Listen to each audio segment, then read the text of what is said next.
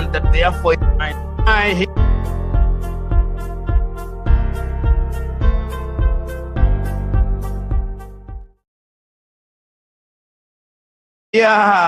in Nigeria economists and politicians telling me that the GDP of Nigeria is 500 billion United States dollars, and that therefore it is the biggest economy in the world. I am reminded of the words of Yoweri Kaguta Museveni, my friend, when he says, in a debate between dwarfs, what is the value of one dwarf saying I'm taller than the other dwarfs?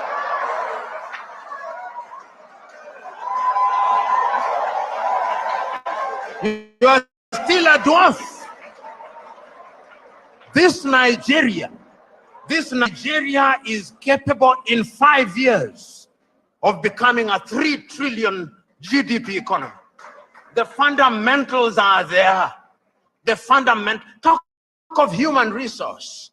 And I think it is, my sister, you go to anywhere in the world, tell me, engineering, artificial intelligence, space, Nigerians. The saying goes, if you go to any part of the world and you do not find a Nigerian, run away from there. Because there is nothing to be done there. It is these Nigerians who will move the country. I keep on reminding my Nigerian friends, you say you are 220 million. No, you are not. I suspect you are 300 million. And if my suspicion is correct, you owe this region and this continent the talent. You know, when people talk about instability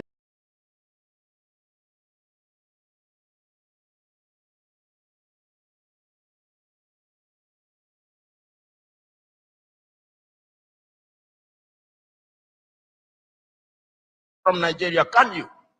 You cannot. They'll overwhelm the entire West Africa. So it is in Africans' need, genuine desire, that Nigeria remains great and becomes great. All the ingredients are there. Writing in 1983, Chinua Achebe, in his book, The Trouble with Nigeria, said that it is simply and squarely a problem of leadership. That is an African problem. And I also want to say it is also a problem of followership. Before the Ezemwe started speaking, he talked about what is expected of him in the village. When you are appointed into a public office in Africa, they actually expect you to be a thief. And if you don't steal, they say you are not wise.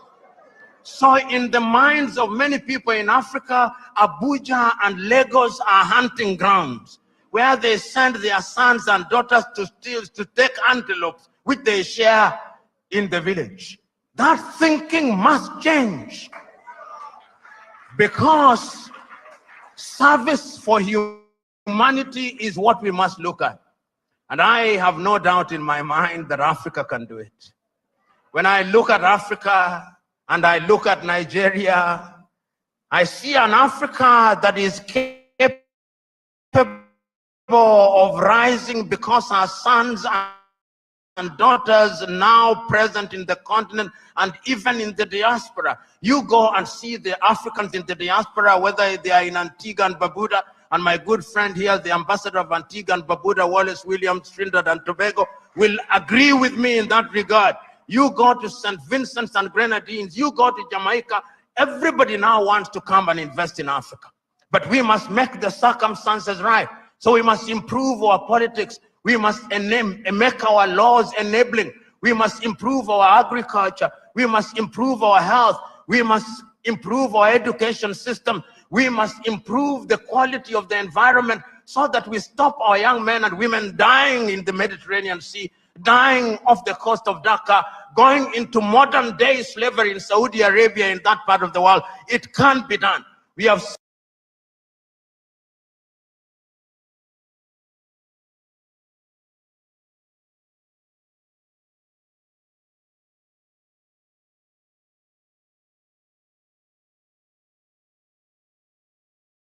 No offense, but if you still think stocks, real estate, or crypto are the best passive income investments into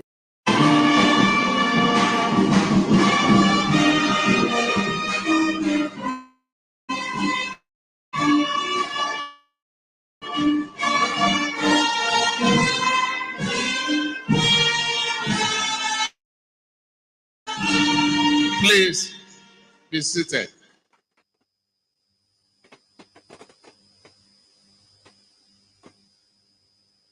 While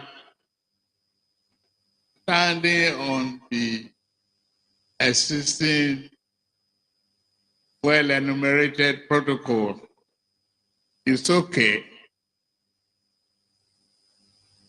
but my darling wife,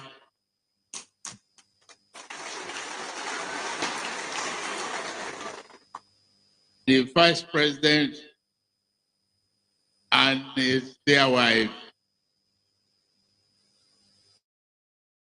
the President of the Senate, and Chief Justice of the and members of the judiciary here present. Tonight is not formal for me to go on and on. But let me look at the table on my right. Professor Bolaji Akeyemi, Babagana Kingibe, Chief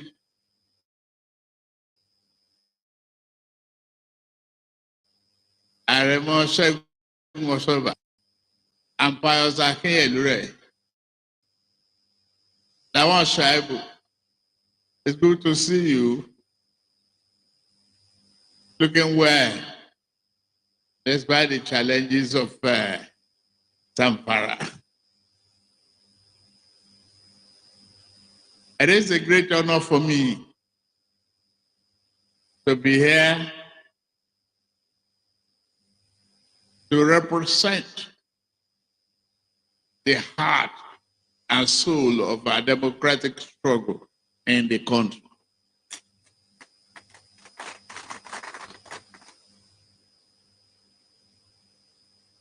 Early this morning, I had a swagger, and it's on the social media. They are confused whether I was doing Buga or doing Babarega.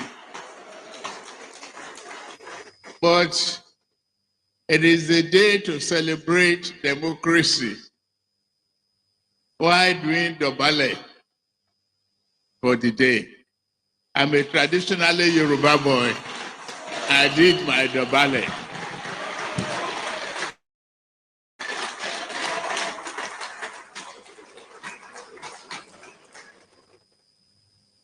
Democracy is a day that is worthy of calling for. It is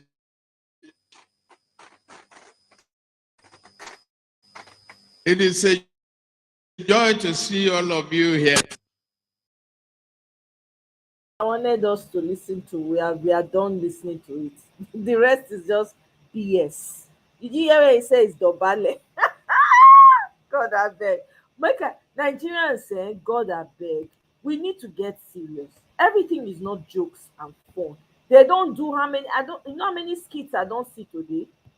Let me play one for you guys. They don't make cartoons sharp sharp. Hey God I beg. Oh. See. Resume of the reviewing officer.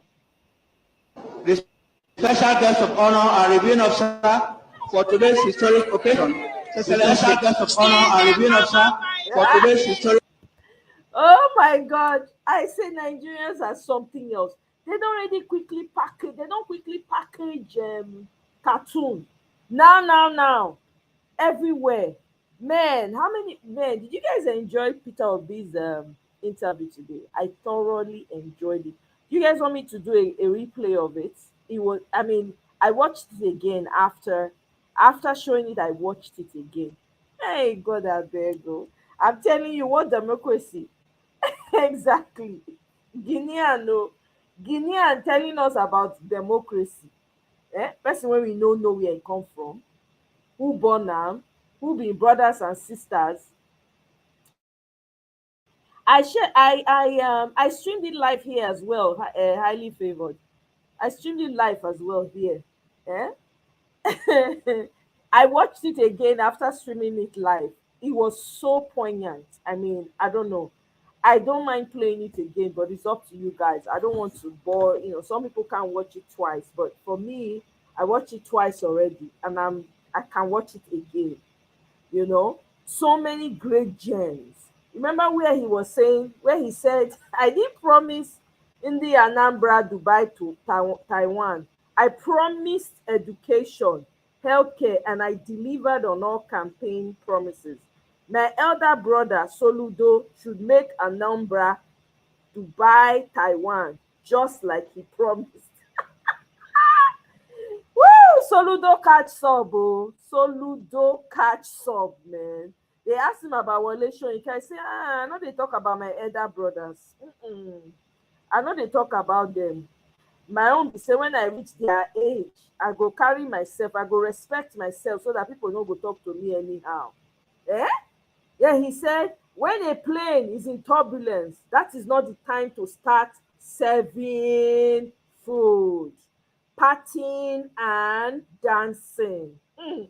Oh, my president. Hey!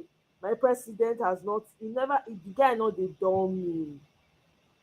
No dull moment. Eh? Mhm.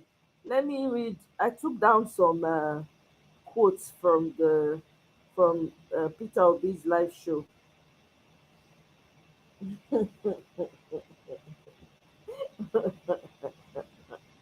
They say make he come talk about. He say no, they talk about anybody. Oh.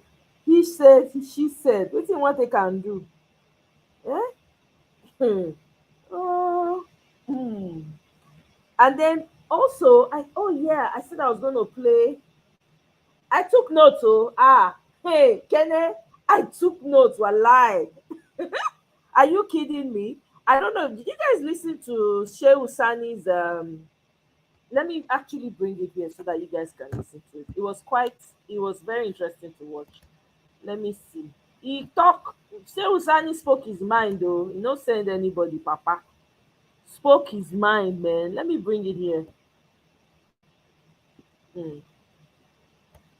I was like, wow, Shehu Sani, people are getting their revolutionary they are rolling up their revolutionary when I now shirt I won't call am now, I be waiting. Okay, hold on, oh, guys. Just hold on, bear with me. Sorry about that. Welcome, Seku. Welcome, Kene. Good to have you guys back. Let me play this.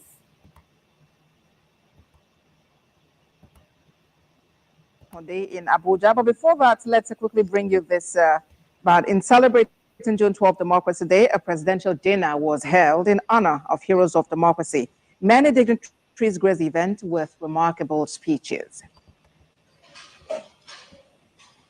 The death of the junta, immediately after Abacha died. A few weeks later, whatever we have to invest in our national orientation, I think we should do it. Citizenship is not just the dictionary meaning of it, it's the actual character in us. Let's teach this one to our children. This democracy was a product of struggle. The Academic Staff Union of Nigeria made sacrifices. Nigerian media made sacrifices. People have spoken of your generosity.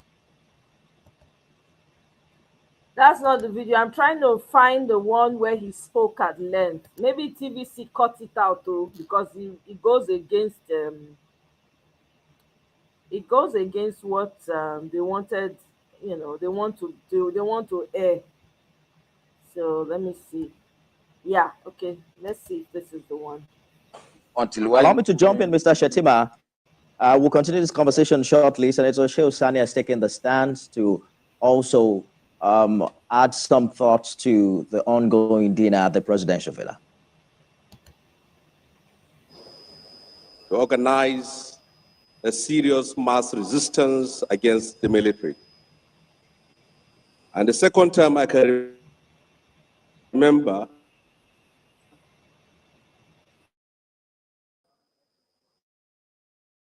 was when you were one of those chief men tried to shove you away, and today you are the president of this country. Mr. President,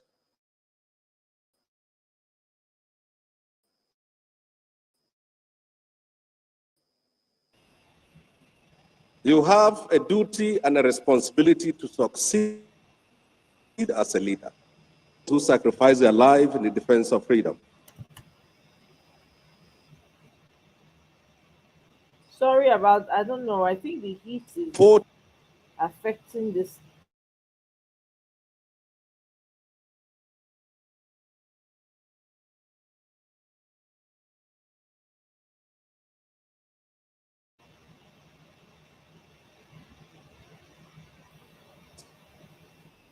There are specific figures we have missed. We have missed the president of Chief Gani Fawahimi. We have missed the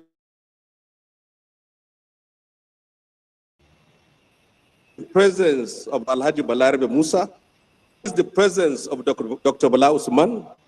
We have missed the presence of Shima Obani.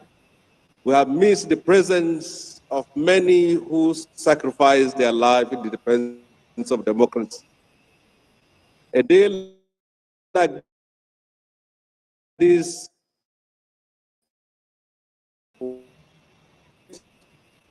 without a role played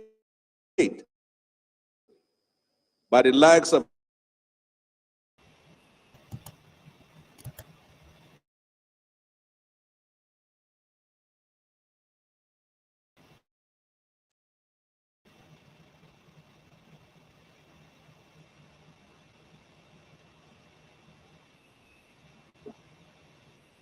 Bashirun of Fred Eno. Mr. President, even though the governor of Kaduna State removed me from the seat, I will always remember that he was one of those who stood for us when we were in prison.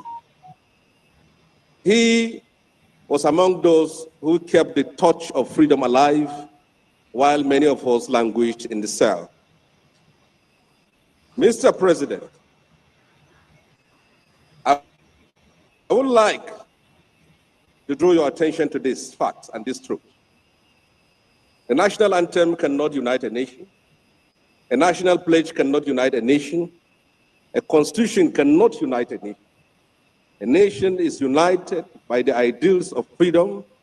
A nation is united by equity and by justice.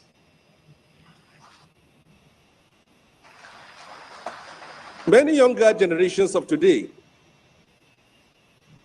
have not and couldn't restore democracy to this country. It is important that we bring to attention to those who were not here in those days of the struggle. This democracy was not a gift given to us by the military. It was not a lottery that we won. It was a product of struggle and sacrifice. There were people who were forced into exile, like the president and commander-in-chief of the armed forces, and the likes of Wole Soyinka. There were people who were sent to prison, like us. We're supposed to spend the first 15 years of our life in prison, but by the magnanimity of God, we were out. There were many who were dead. This democracy was a product of struggle. The Academic Staff Union of Nigeria made sacrifices, Nigerian media made sacrifices. The Nupeng, headed by the like of Frank Kokori, made sacrifices. The National Association of Nigerian Students make sacrifices. This democracy was a product of that struggle, was a product of that commitment, and was a product of that determination. Mr. President, you have a duty to succeed.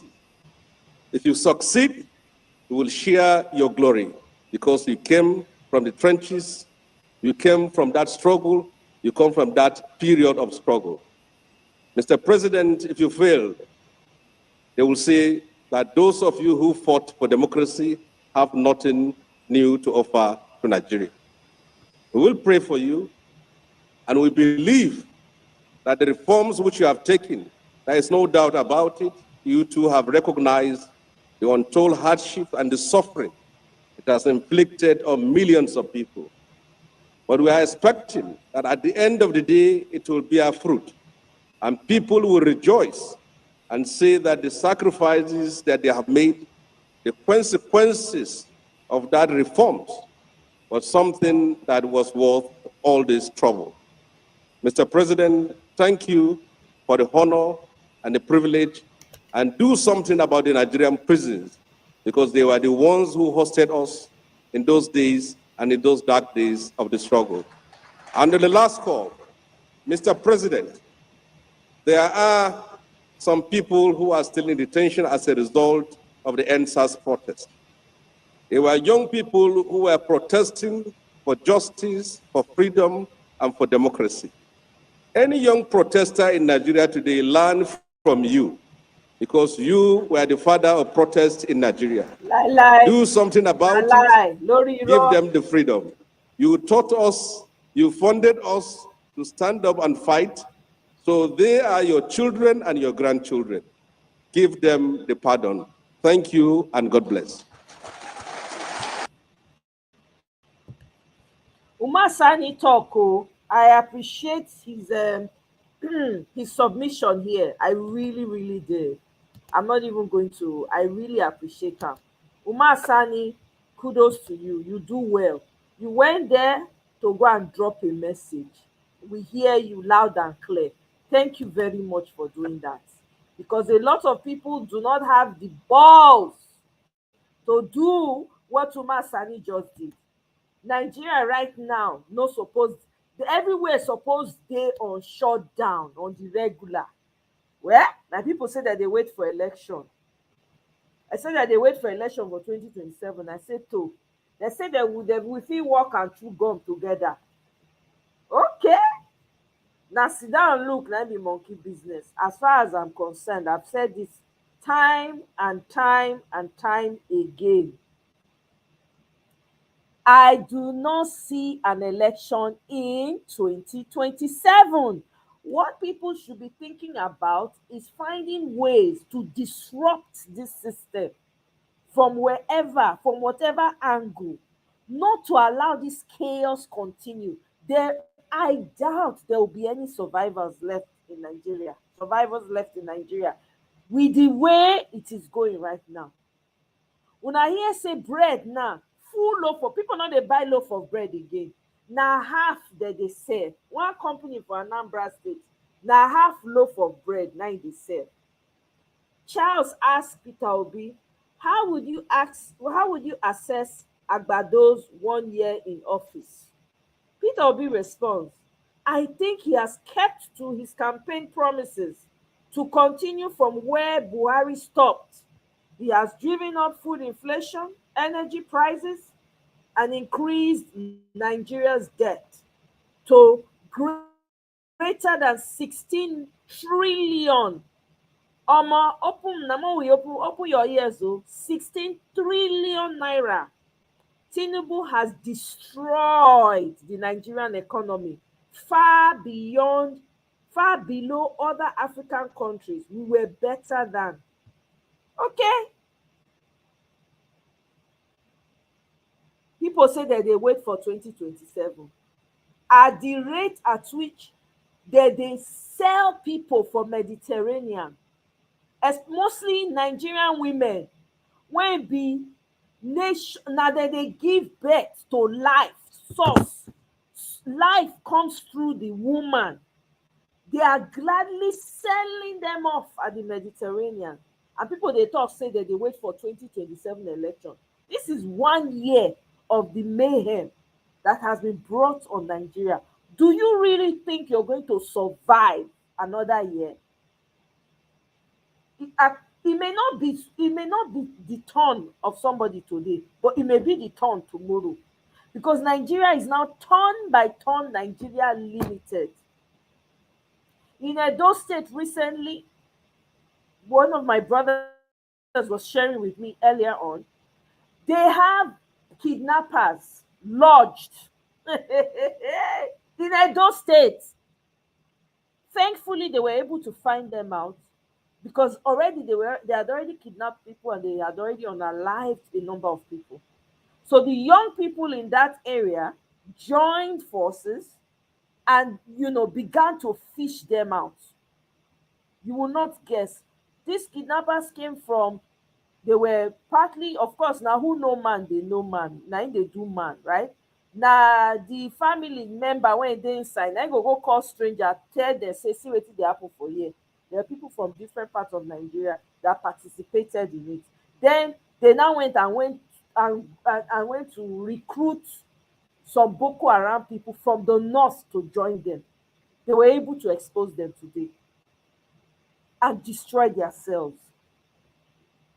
Let me tell you, at the way Nigeria is going, hey, if you welcome, oh, welcome.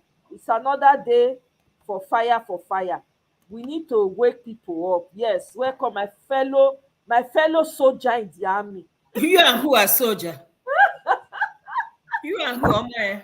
Me and you now. Why you do like your this? own? Am I on your own? Yeah, I know they for no soldier. Make I annoy you today. Me and you know they there. You there by yourself. I like Peter Obi's interview. There is one question Charles asked him. I was like, good job. When Charles asked him about what he did and what Soludo did in 2 years, or what Soludo has done in 2 years, is more than what Peter Obi did in 8 years. And Peter Obi came out too. Hey, Jesus. I'm telling you. Indirectly, even though they use wisdom, they give people. He said, I never promised you that Anambra will be Dubai. That's what he promised you. Voila. This one is wasu. Soludo will give you. This is exactly how what's his name?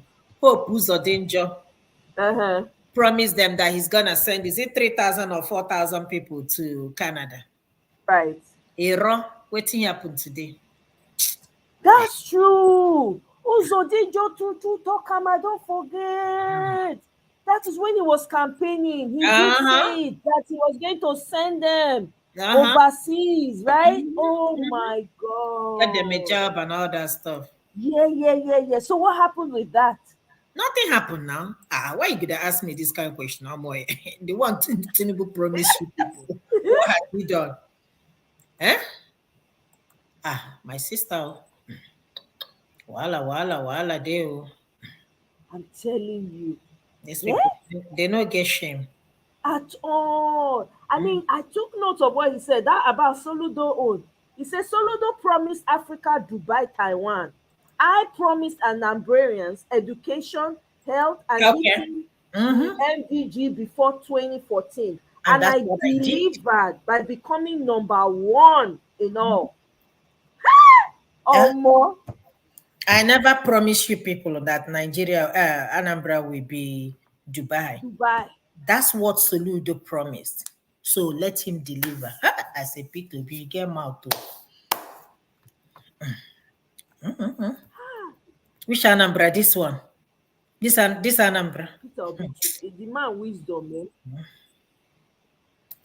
I beg my sister, leave them. Welcome, Idemudia, welcome. Greetings to you. How are you? Welcome to the show. What do you have to add now? What do you have to say? So what's up? Me personally, everywhere should shut down in Nigeria. There's no need. People are not going to. I don't see people surviving till for free. Do you know what 4 years is? 1 year of mayhem. Can't add is including is thinking of starting 6 year term.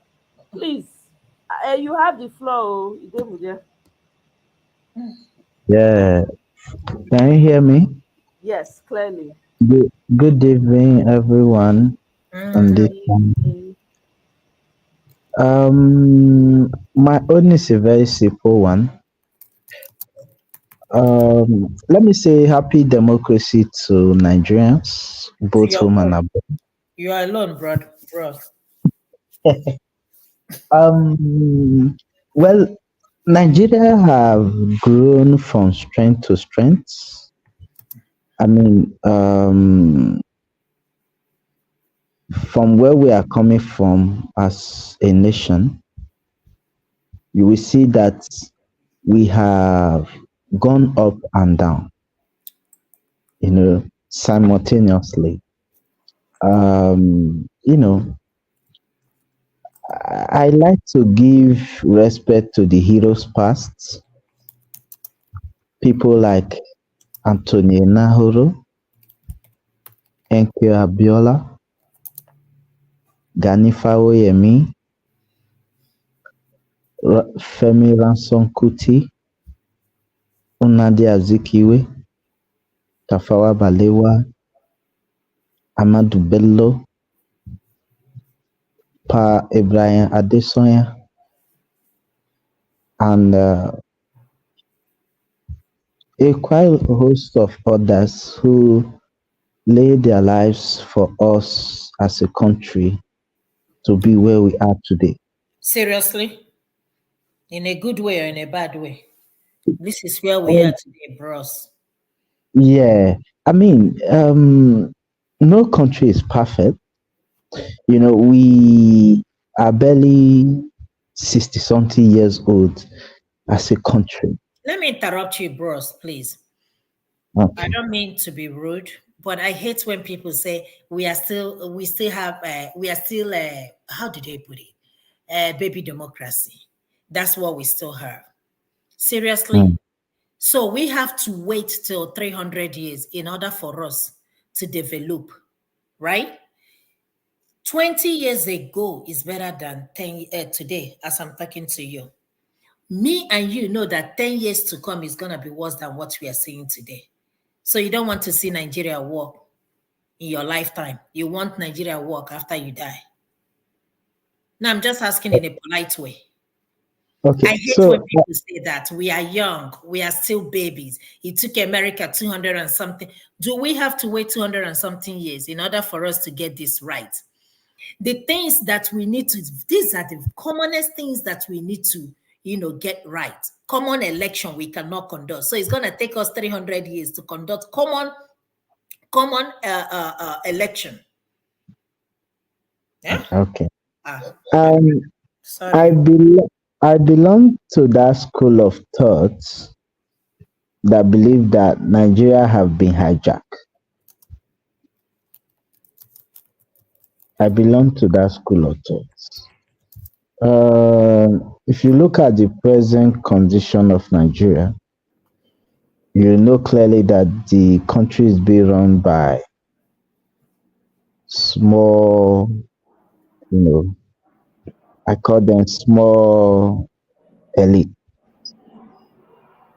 They decide what goes on in our lives. They,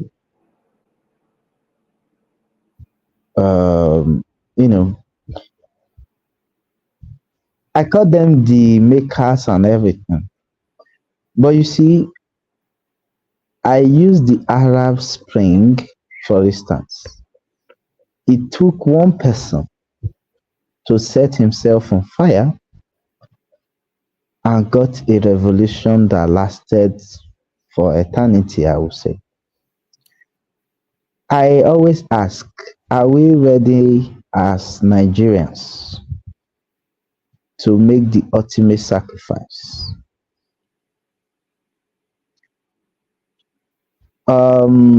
Today mark it as 31 years since Enki Abiola passed away. I always say that if I look back and look down now, we have not made any progress, to be fair. We have not made any progress as a country. But individually, a lot of people have made progress individually, but as a collective, we haven't. And, you know, I always say that, look, Nigeria belongs to every one of us. If you look at the people running the affairs of this country, they are not more than 100,000 compared to the larger number of the electorates or the citizens. Because we have about 5,000 elective offices or appointed offices. So why can't Nigerians take the bull by the horn to demand a country that works for everybody? That is why I keep saying that, look, we must find a way to come together as a country, put behind every sentiment or every ceiling that the political elite have placed for us to have a better country. Because whether you like it or not today, there are two prominent bullets that always shattered Nigeria anytime it seems that the Nigerian people want to unite together. And that is religion and ethnicity. You know, I believe that every part of Nigeria have competent people who can bring us out of this mess and quagmire that we have found ourselves.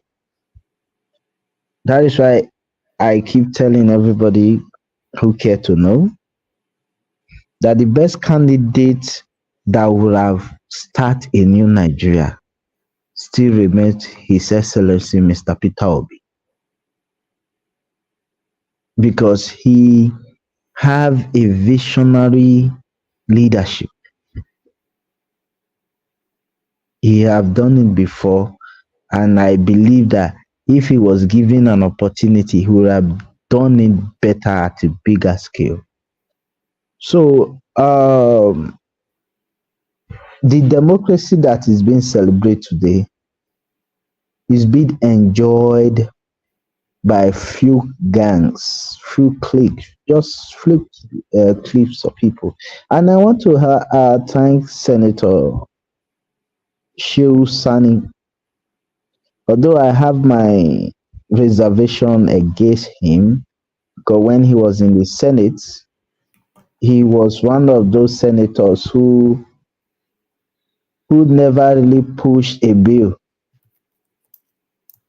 for the ordinary Nigerians. But I want to thank him for speaking the truth to power. You know, because he was one of those who actually suffered alongside a whole lot of Nigerians who were in prison in this democracy that we kind of practice today, even though a few people are the ones enjoying it today, you know. And I don't know what we can do moving forward, honestly, because it seems that Nigeria have been completely captured. You know, it's not by election or protest. For instance, today, about 2 people were arrested in Ikeja, Lagos, for protesting. You know, so that's to show you that we kind of transited from military dictatorship to a democratic dictatorship, where if you, I mean, in our constitution, section 40 says that you have every right to freely associate with any group of people. So Nigeria have been so balkanized that sometimes, like the Senator Tony Woye said, that they don't even consider the constitution when they want to do some certain things in Nigeria. That the constitution have turned to toilet roll that they used to wipe their butts. So it shows you that we are in a mess in this country, honestly. So for me, it all is left for us to say, okay, you know what? These new guards, from the presidency down to the lowest office, which is probably councillor, that you people have tried. We need to bring in new set of Nigerians, but we have to be careful. You know why? I always say that people who are waiting by the side to eat the wealth and the common good of Nigeria are more in numbers than the people currently looting Nigerians. That is why there is a whole lot of stories around, you know, somebody like Showere, for instance, could not account for donations that was given to him during the presidential elections. The party men and women even came out and dragged him that he always come out to collect donations every 4 years. You know, I mean, Peter Obi remains the only presidential candidate to account for the money he collected, both home and abroad. So I believe that we still have the opportunity to change our story, but we must start from the trenches. When I mean the trenches, we must start from the grassroots. You see, we the enlightened people, I always say we are the problem. Do you know why? There are 3 classes of people in Nigeria. We have the elites, we have the middle class, and we have the commoners. We don't even have middle class in Nigeria, sir. Thank you very much. You see, why I use the 3 objects here, you see, the commoners, they look up to what the people who are enlightened want to say, right? Now, the middle class look up to the elites. I can bet you today that most of the people who are criticizing Bola Ahmed Tinubu, right? If Bola Ahmed Tinubu should call them to take a role of SSA or PA, they will wash white Tinubu like he's the best thing aside sliced bread. You know, these things take principle, integrity, self-belief. Do you understand me? There are some people, they don't stand for anything. That is why till today, I love Peter Obi for one thing. The message he preached during the governorship election in Anambra State is still the message he's preaching today. He haven't compromised. Peter Obi have the real opportunity to merge with Bola Ahmed Tinubu and Buhari in 2013 when he was governor of Anambra State and was the leader of ABGA. But he declined. You have people like Rocha Sokorocha who went and merged with Buhari and Tinubu. So that's to show you a man of principle. So that's why I say, in searching for our solution, we must be careful of people who come as I have what it takes to turn the situation around, but we find out that they are even worse than the people we are trying to kick their ass out. I'm so sorry. So it's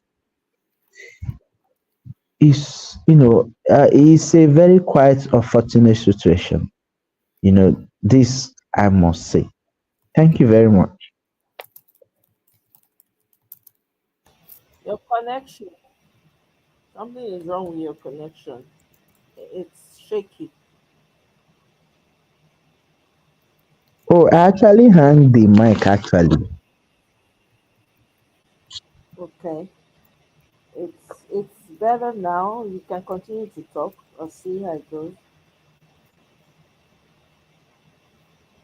Okay, Okay, we I can't want hear you to. anymore. Can you hear me? Can you hear Yeah, me? now we can. So I want to ask Yeah, now my we can. Yes. okay. I want to ask my big sister Ify. I don't know if I get the name correct. That's what my screen is showing me. So, as somebody who is a lighting, what do you think that we can do to change the present situation of Nigeria? We need to Because be on the street. a We what? need to be protesting. We need to be on the streets. You use the word state capture. That Okay. is what is going on in Nigeria now. Let me tell you something. I don't know if you remember what happened in Sri Lanka many years ago when the citizens took over the government house. That is what Nigeria needed at this point. Let me tell you something. Until the Nigerians troop to the street of Nigeria, all the streets, or maybe in Abuja, we're not going to see any development in that country. It's going to continue to get worse. I told you 20 years was better. Look at us saying that Buhari's a regime. Look at just Buhari. He will be picking his teeth with his toothpick, watching television, laughing. We all cursed him out. A lie. And look at where we are today. Yeah, we are already asking for Buhari to come back. Can you imagine God that we'll forbid. be asking for Not talk am Buhari to come again. back? Hey! That is where many of us are today. Not me. Oh, Ọlọ́run ò ní jẹ́ rírú ẹ̀. My sister, look at where Buhari, when we were with Buhari, we didn't know what we are about to see. A bag of rice was how much? A bag of beans was how much? One pint of gari was how much? And look at where we are today. Tomatoes was how much? We complain, but not as much as we are seeing now. Industries, companies leaving. We don't even produce anything. Even the people that came to our country to invest, they are leaving us. So what is it? I mean, tell me what can attract somebody to come to Nigeria to invest? Just tell me one thing. Can you invest in a country where there is no electricity? Can you invest in a country where there is no security? Can you invest in a country where you have to provide everything for yourself in order for your company to work or thrive? And then who's going to pay for it? The masses. The masses where there is no job. We are talking about minimum wage. My sister, come on now. Come on now. Now, you're the one that just mentioned the people they are selling half loaf of bread now. Is this where we have gotten ourselves to? Half loaf of bread. I'm telling you, it's not even, the sliced one. I counted like 1, 2, 3, 4, 5, 6, like 7. 7 slices. God. So you can give your child one slice. Excuse me. And then I don't know how the tea will look like. Is it not even talk am again? Or is it with one? I don't know. Now only water. Forget tea. Water. My sister. I won't cry. They As know I me. see him, I won't cry. So this can you hear me? This is what I think, yeah. Can you hear me? It's as if that the people in government right now don't know what to do, honestly. But you see, This is why we need to shut down. For me, we so- need to completely, that Nigeria needs to shut down. If all of us need to move back to Nigeria as Nigerians, may we know so okay, na do or die right now. Because well, what's the point? so for me, If that is what you need to get, because the truth is people keep saying, oh, election, almost forget there will be no state capture. People don't Yeah. understand. The Senate right now, they're saying in the Senate, these members of the Senate are accusing Akpabio of carrying shoulder, doing shoulder like a big man because he has very close connection with Tinumbu. But that's true, though. Anything the man says he's signing, 24 hours they don't sign him into law. But Go ahead. Omoye, my sister, I don't mean to interrupt you. No, please go They ahead. are all anompama, all of them. How Yes. can one person control all of you people there? And you are telling me that come on now. Is this not a situation where you're gonna bring the person, knock him, drive him away from that seat? I'm telling you.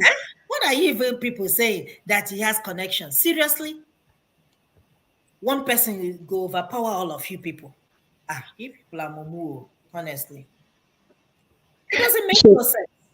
If you people are there complaining that this is what is going on, imagine what the masses are going through. Yeah? Sorry, yeah. Do you think that bringing back the regional government, right, will kind of, lesser the pain?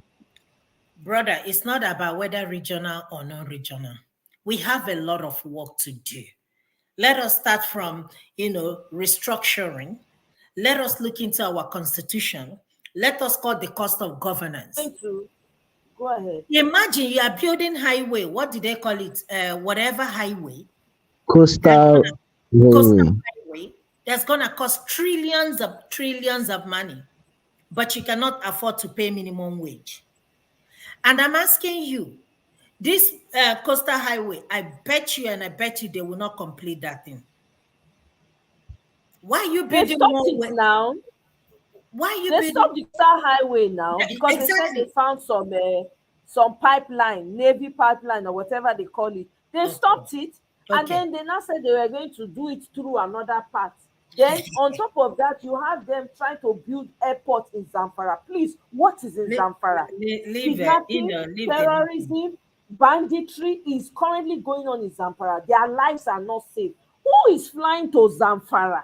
Sister, you want to build international airport with over how many million? Meanwhile, people are starving in your country. Illiteracy is higher in the north. The whole Nigeria is becoming almajirized. So yesterday, I happened to stumble on documents on when Nigeria was practicing regional government. So I look at the principle and ethics at which they were practicing it. So each region actually was in control of their resources. They determine more like a self-governance. Now, if you look at Nigeria today, Nigerian president is the most powerful president in the world. Yes. He more powerful than the American president because he appoints the 5,000 ministries, commissioners, etc., etc. Even the the Supreme Judge of Nigeria, the president appoints him. So we cannot function like that. Now, during the regional government, right, the subnational, let me use it as subnational, which is the premier, they have more power than the president. They were even giving, I think, 25% to the center. That was why people like Awolowo could bring free education to the Western region there. What I see is that there is so much power concentrated at the central, right? For instance, we in Edo State, the minimum wage you talk about, we are paying 70,000 naira in Edo State. In the last 4 years in Edo State, Edo have remained the only state that is paying the highest minimum wage. We are paying 40,000 naira. But Lagos State when pays was 5. Lagos is the highest. no, Lagos is paying 40. No, they're paying 75. No, Lagos is paying 40. Edo State is the highest in the country at the moment. So when we review the civil service in Edo State, we have completely went paperless. Everything is digital. We have what we call Edo Best in Edo State, where if a teacher is not in school, we already know you are not in school. So why am I saying this is that let's find a way to build an independent state out of the federal government. If you look at the 36 states in Nigeria, none of them are working at almost at the same level. I will use example. Zamfara State cannot pay minimum wage of 60,000 naira. Can I stop you right there, bro? Okay. Sorry. Zamfara cannot pay, but they will have money to build an airport, right? Okay. That is the criminality we are talking about, right? Now, for instance, yeah, if you look at some states in the northern Nigeria, that is why I say they don't know what they have. If Nigeria was to be a country where you can be a governor of residence, not by origin, I would prefer to be the governor of Borno State than my homeland, Edo State. Borno State have one of the biggest landmasks in Nigeria, including the Sambisa forest that is being occupied by Boko Haram and all sorts of criminal elements. You know, but do we lack ideas in Nigeria? Not at all. We don't lack ideas. We have people who PhD holders, MSc, BSc, whatever certificate you want to find, Nigerians have it. We have all the ideas. But do we have the political will? Certainly, we don't have the political will because the country is not in the hands of Nigerians. It's in the country is in the hands of few elites who will only do what will benefit them. Let me give you an example. The current chairman who is sitting in the Senate as the committee chairman on financing is the daughter of former governor of Delta State, James Ibori. Okay, that is one. The chairman who is sitting on the committee of budget and planning in legislation is the former ADC daughter to Bola Ahmed Tinubu. The daughter of Olusoba, right? So you can say that these guys, they are living and they are facing their children in that position. The lady who is currently representing Ori Edo Federal Constituency in Edo State is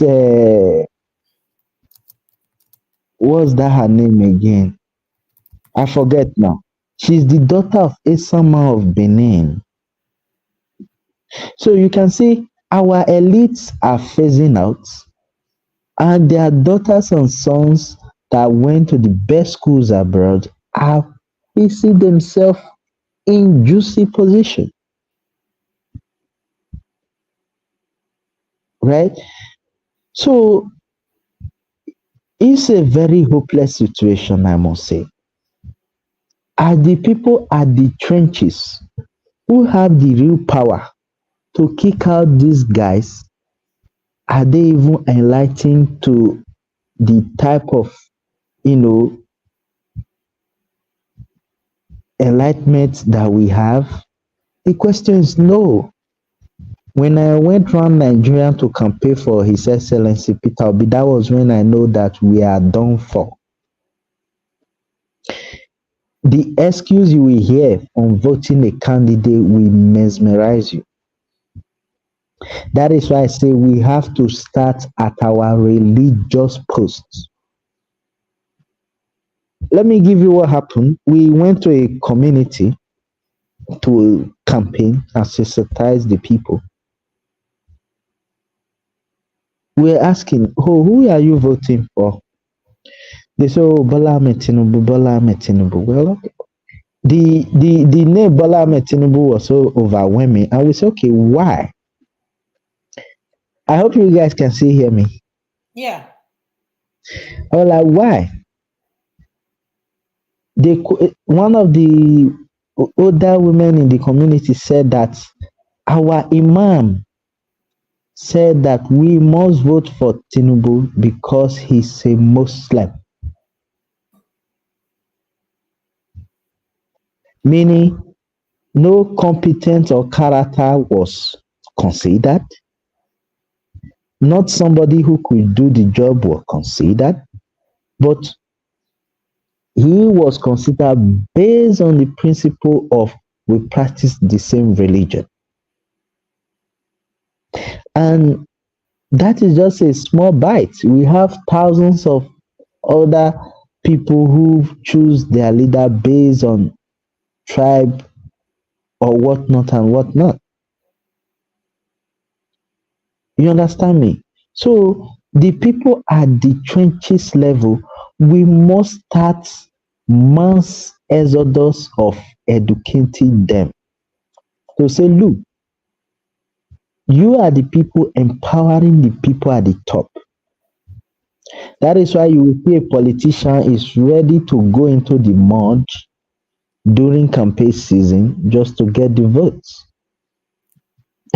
The other day, I saw a video of a governorship candidate in Ondo State, in Mama Put. And the lady who was selling the Mama Put asked the governorship candidate a question. He said, I hope if you win, you come back, come here, come buy food for me. Or not be the one where you go win. I'm not going to see you again. You know, so that's to show you the level of desperation that the political guys go to campaign for votes. So the people at the trenches, we must mass exodus of, you know, lecturing them about the power they hold. Because obviously they don't know. Yes, so I'm very glad that you said that. I really, really am glad with that ending there. You know why? Because again, I'm going to announce it here. General Oluchi on Twitter and Dr. Oakena, they have General Oluchi has Rescue Nigeria operation. Dr. Oakena has boots on the ground where they are sharing information and sensitizing people at the grassroots, educating them. We have to take it everywhere, right? We have to make sure that we do what we can. You can support them with your resources. You can support them by, giving them information about people on ground that they can give that information to. Because the truth is that I do not see an election. I know you mentioned restructuring and all of that. Here's the thing. As it is right now, the way Nigeria is, I'm telling you for free, if you restructure, the same shit that's going on is going to continue. It's not going to change. What's going to happen is the same criminals are going to be the ones in charge of those restructuring. Whatever they decide to do with it, let's say they decide to have four region or all the regions go to their places, they will put their criminal there. They will be feeding Emilokon, because Emilokon will ensure that the money is coming to them, to him federally. It is not going to work if we say we want to restructure, because they don't even have the vision for restructuring. This government as it stands has no vision for restructuring. They don't have the tools. Look at, since this man came in, it's been one hell to another hell.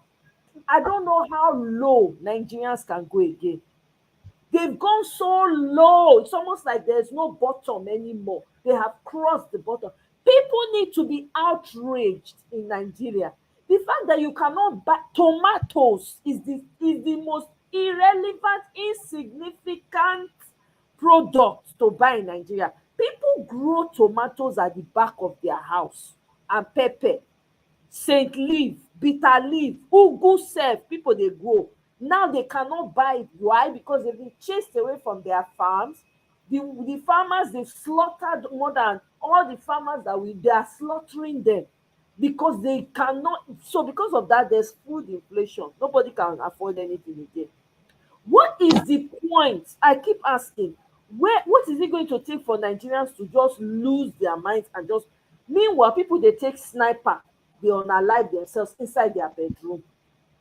If you have the mindset to take sniper inside your bedroom, why don't you just do it for the common good and just put yourself in front?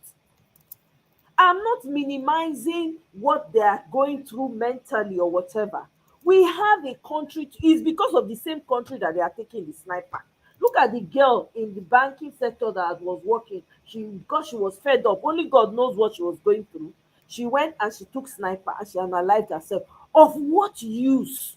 Because even when you unalive yourself, it is worthless in Nigeria. Nobody cares. I should say that again, now they just fling the body enter one place. Maybe parents not see money to even do burial for them. Nigeria need to shut down. Nigeria is a captured state right now.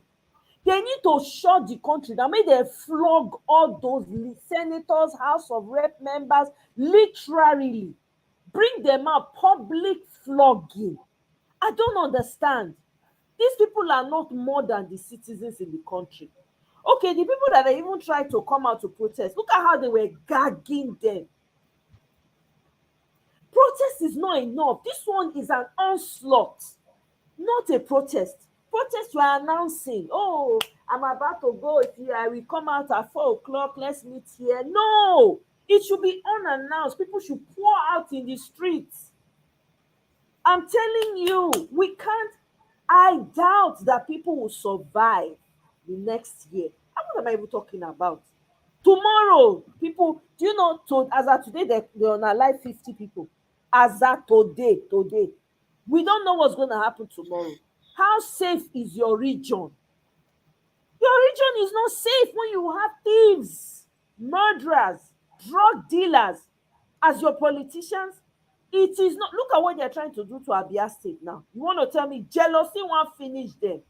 They're looking for ways to just destroy that state. Governor Ote has to be going to the military base to go and be pacifying them every 50 to 2 seconds. They are waiting to, come on. I don't know what is going. Nigerians need to understand that no election can get you what you want. All this prepping, and Peter B has said it. You people keep telling him, oh, election. What are you holding election for in a mess? You are inside poto. You are holding. Which election you want hold when it go make sense? There's the judiciary, they don't buy. INEC, they don't buy. How you want to come out of am? How? Even if okay, let's say you say, okay, if only the only way this would have worked now, what you're saying, is if all the governors in every state now takes it upon themselves and say, you know what? We need to get it right for our state. Let's start doing something for our state. Everybody in that region starts to think about their people. Then you will slowly you will slowly make the center irrelevant. But you don't have governors like that. Instead, you have gluttonous, greedy, evil, demonic principalities and powers as most of the governors who are in cahoots with the senior demon. How will it work? If any state is doing well, the federal government and all their cohorts, they will be jealous. They will be looking for a way to plant a seed of discord. They will use everything, propaganda. They will do everything. They will even plant people within your state to ensure that they bring it down. Look at what happened in Okwama community. Eh? Me, I don't know. This is my own stand. It has been this stand for since after the election. All this talk of election 2027, nobody go survive reach 2027. God keep us alive, right? But the people when they no go dey, no go dey, because the system is eating them up. The system is eating Nigerians up. People are selling their babies for how much? Have you ever heard in Nigeria? Have you ever heard? I've never heard of starvation in Nigeria. Lie, apart from the Biafran Civil War, I've never heard where people are born like they are starved. Lie. Your neighbor will give you food. You must see food to chop. Even if you don't have a job in Nigeria, you can live well. You go just get your farm, plant your thing. When e grow, you go harvest am. Wetin you plant, na you go dey eat. You no need money. Now we don reach stage now wey be say without money now you can't do anything, and even with the money it's not even enough, and they now want to talk minimum wage. They are giving you miserable amount of money, and people are okay with it. Sometimes I wonder, I say, where are the men? The people that are saying, I'm a man, macho, do hand like this, like peacock. Show that you're a man now. Show, man up, step up, put your chest out. Show now that, yes, you want to defend your country, you want to defend your women, you want to, because now the women that they marry when they born children for now. I don't talk am for year before. If the women go don't agree, no more sex. Give it up for your country. If you do that, some women will not be going behind. Some women will not be doing, okay, here we are. What is the solution? If you do that, hold men one day, they're not going to survive them. But no, we carry on. We come here, talk about election from morning till night. Men that are supposed to be men, that are supposed to stand up and take their country back and say, no, God damn it, we have to pull this nonsense down. No, they are not doing anything. They are just jollophing, enjoying themselves. Your women are being sold at the borders. Your children are being sold nobody is doing anything. No man is saying, we're forming a group, we're taking on this thing. Nothing. You're expecting your women are being. I was listening to somebody's video today. They will enter a family home with a man. Hey, wow. Now people they marry those kind of people. Man enter, they go. What is that they call her? They will carry the woman in front of her husband before they unalive them. Please make it make sense. Where are the men? Where are the Nigerian men? Where are they? Your wives don't even decent hospitals for your wives to have children. You will give them belle, no decent hospital. And everybody is okay with it. There's something fundamentally wrong. This is not the Nigerians that I grew up knowing. It is not. My own father had protective tools in the house. You could not come near my house. If you don't know what they find, you cannot come near. The man was ready to lay his life down for his family. Where are those men? Where are they? Is it by shouting and demand the woman should respect me? Podcast from podcast, talking rubbish. Meanwhile, your country is on fire. And I will keep doing my part. I will keep coming out here and talking. You see, this election, they should forget. Election will not happen in 2027. These people are already prepared. People that are already collecting people's PVCs at the local level, giving them 30,000. This is the mindset. 30,000 naira cannot even buy you half bag of freaking rice. They are collecting 30,000 from local government level, state level, collecting people's PVC against an election that they are planning to hold in 2027. Is it that Tinubu is already preparing with full force, putting all the necessary things down for a 2027 election? He is perfecting the act of rigging. We are here speaking English from morning in and morning and night out. I mean, I don't know. There's no election, no. I don't know. Anybody that wants to discuss election 2027, let's look for strategy. Your strategy will not work because you forget Tinubu did not put himself there. You have external people who are supporting him and are ready to give him all that it takes. Una never ready for Nigeria. By the time Tinubu wants to rule over ashes, I'm telling you, he's ready to. Until Nigerians wake up, the men wake up and realize that, look, we have to take this back for the sake of our children. You are on a long team. You will not win one goddamn election. You will not. How you want a winner? Where you want to talk, where you want to campaign, you go bow. By the time they make laws, 24 hours, no more opposition party. Una go hear am. Una say the man can't play. When he has people that are leading him from behind and pushing him, as long as why do you think they're building an airport in Zamfara? Why? Why are they building? What is in Zamfara state? Zamfara has the worst, no education. All of them are majiris. Their governors do not care. Their representatives do not care. They're just lining their pockets. They are mining their gold. Who do you think is mining those gold? And who do you think is taking it? Who do you think is benefiting? We are not ready until we put our mouth where our money is by doing the necessary grassroots campaign, just like we did for Peter Obi. Start to educate people with an immediacy. The same way they are planning, we need to be doubling our efforts. I talked about transistor radios. We need to find ways to communicate. They don't give these people electricity. There's no light to watch anything. How do you think they're going to know what's going on?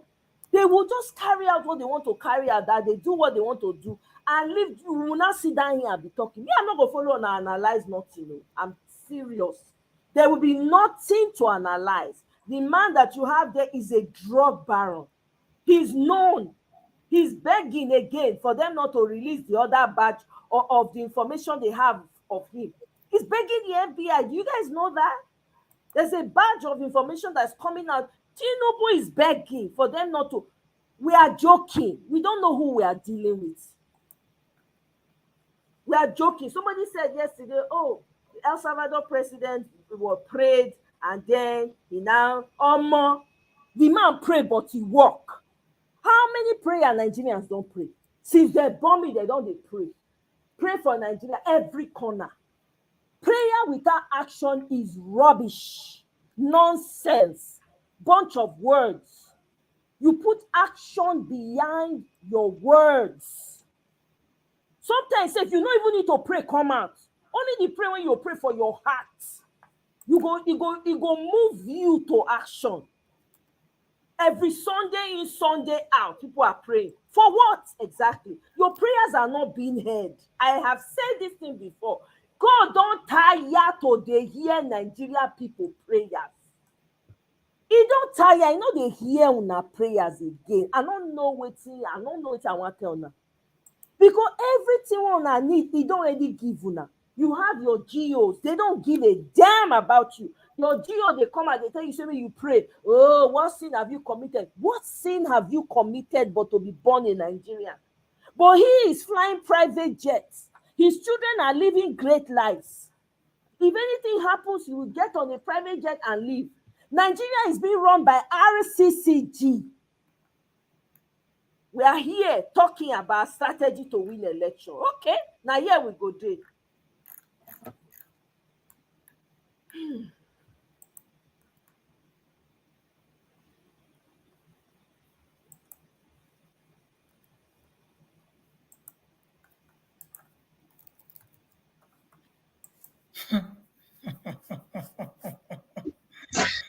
Anyway, I was just reading through something just now when you were speaking. Well, I don't know if Nigerians could protest under the brutal military dictatorship of Sani Abacha. It's not even a protest.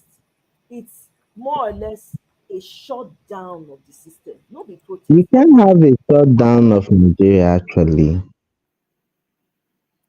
You know, Nigeria is divided into two. You have the north and the south. Even in the south, you have the west, the east, and the down south. You know, and it's very evidential that the last election was run on bigotry. You have this one say, oh, you are from 5 plots of land in the east. This one was saying, no, you are oil. You know, so the country is heavily divided along ethnic line. You know, you might say, oh, you want to do a protest. This one will say, oh, an Igbo man is trying to uproot a Yoruba man from being the president of Nigeria. So the country is heavily deflated. You know, I always tell people, Buhari created a trauma. If we are not careful, it's going to be an everlasting trauma. You see the shooting at the ENSA protesters is part of the things that have make Nigerians not to even shake their body. Because the moment you mention protest, they're like, I beg go, may they not go shoot me. Oh. So it's a hopeless situation, I must say. But you see, Nigeria is what we call the soul is willing. The soul is willing, but the body is weak. And Tinubu is not somebody you go against like with ordinary body. Tinubu can kill. He doesn't care. I don't know. I just feel that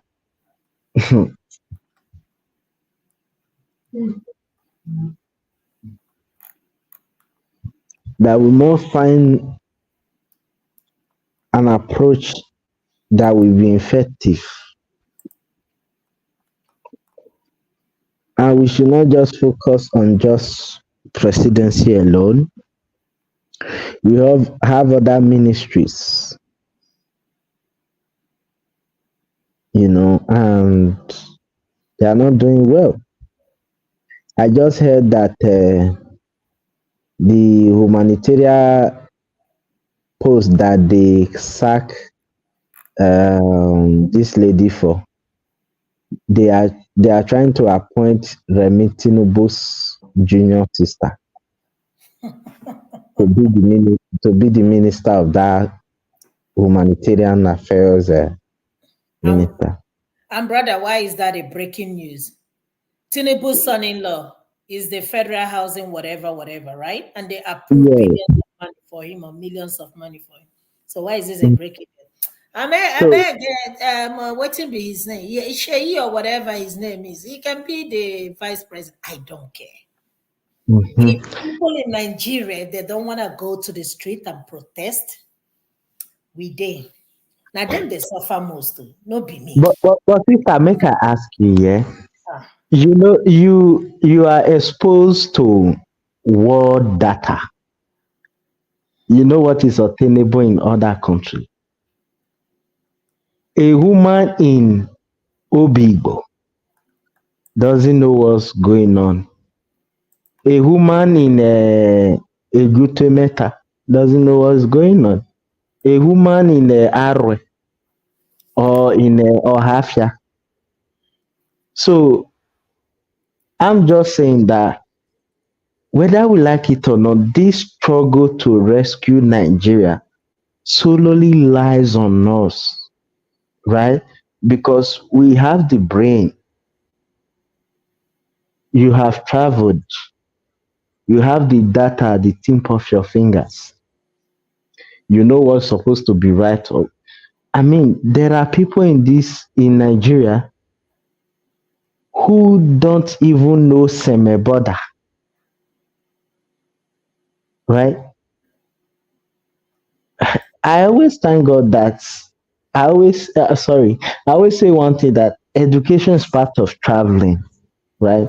When I was in Nigeria, I never knew that throwing trash on the streets can block your sewage, your gutters, and all of that. But when I left Nigeria to European country, I was upgraded in my thinking faculty and how things work.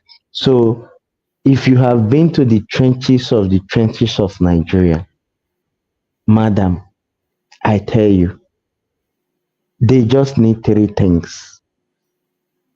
Give me money, make I chop. Give me money, make I chop.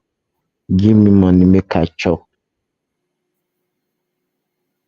Basically, if they are able to hustle and upgrade their life and leave that trenches, they thank God.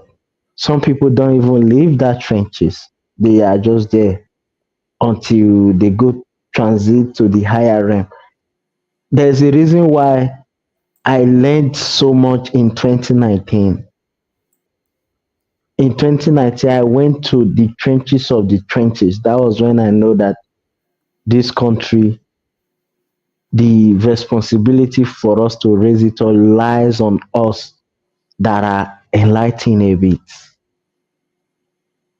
You know, we have to do the groundwork because those guys at the lower chain, for them, if I can see what to feed my family with and all of that, they don't care for this. Oh, how many GDP do Nigeria have? How many this do Nigeria does not have? They don't have that idea.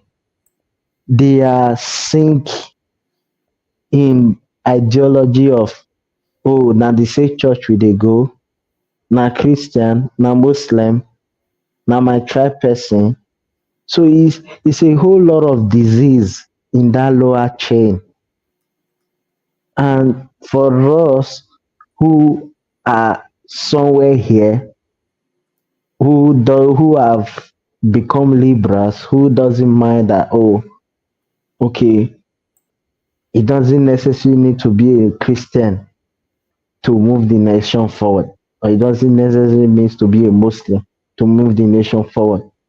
I don't need to be evil before I can perform my duty as president, governor, or whatever. I don't need to be an ASAN to do my this and that, right? So we are the ones that have to rally around, because there are also people who are in support of this continuity of Nigeria, because in a proper functioned Nigeria, most Nigeria will go to prison. You know why? They have to obey the law. Most Nigerians don't obey the law. You understand me? So you have to look it. I have look it from both sides. There are Nigerians who are okay with this calamity because they make money off the chaos. They make money off the all the nepotism. They make money of the government narcissistic behavior. For instance, look at what happened the other day. I think he was minister of power or so when he hiked up the tariff. Do you know that somebody in that ministry went and imported solar panel from China and raised up the money because his friend is the minister hiking up the tariff? That means you cannot afford light, and my solar business can boom. So it's a organized criminality going on in Nigeria. That is why I say we have to find a way to, you know, bring majority of people who believe in the idea of new Nigeria, because you cannot get everybody. There is almost impossible to say Nigeria will shut down because some people who are conservative in the country will say, oh, and it reach our turn now for Yoruba man to be president. Now these people know say they want to shut down the country. They will tweak it in a tribal way that people will buy into that sentiment. I don't deceive myself. I have studied Nigeria. I compare Nigeria with Italy. They have the same problem. Very religious people, very tribalistic people. The one with Italy is that Italy is homogeneous. That is why you don't see the exposure.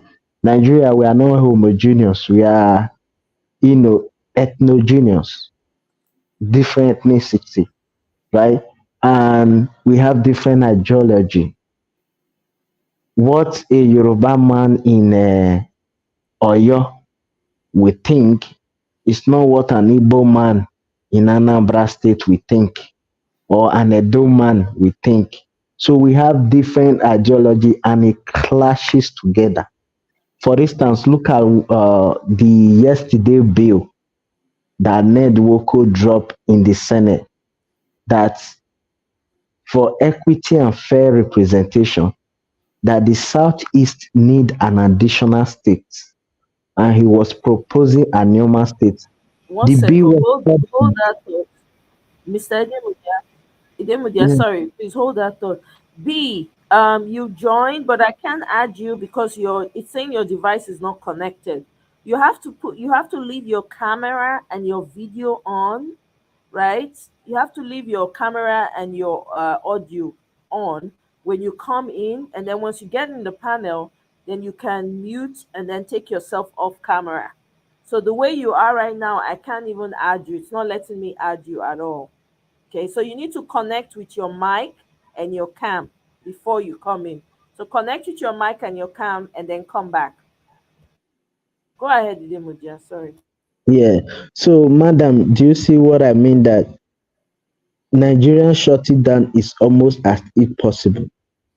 Let me tell you the experience I have in the northern Nigeria when we went to campaign for Peter Obi.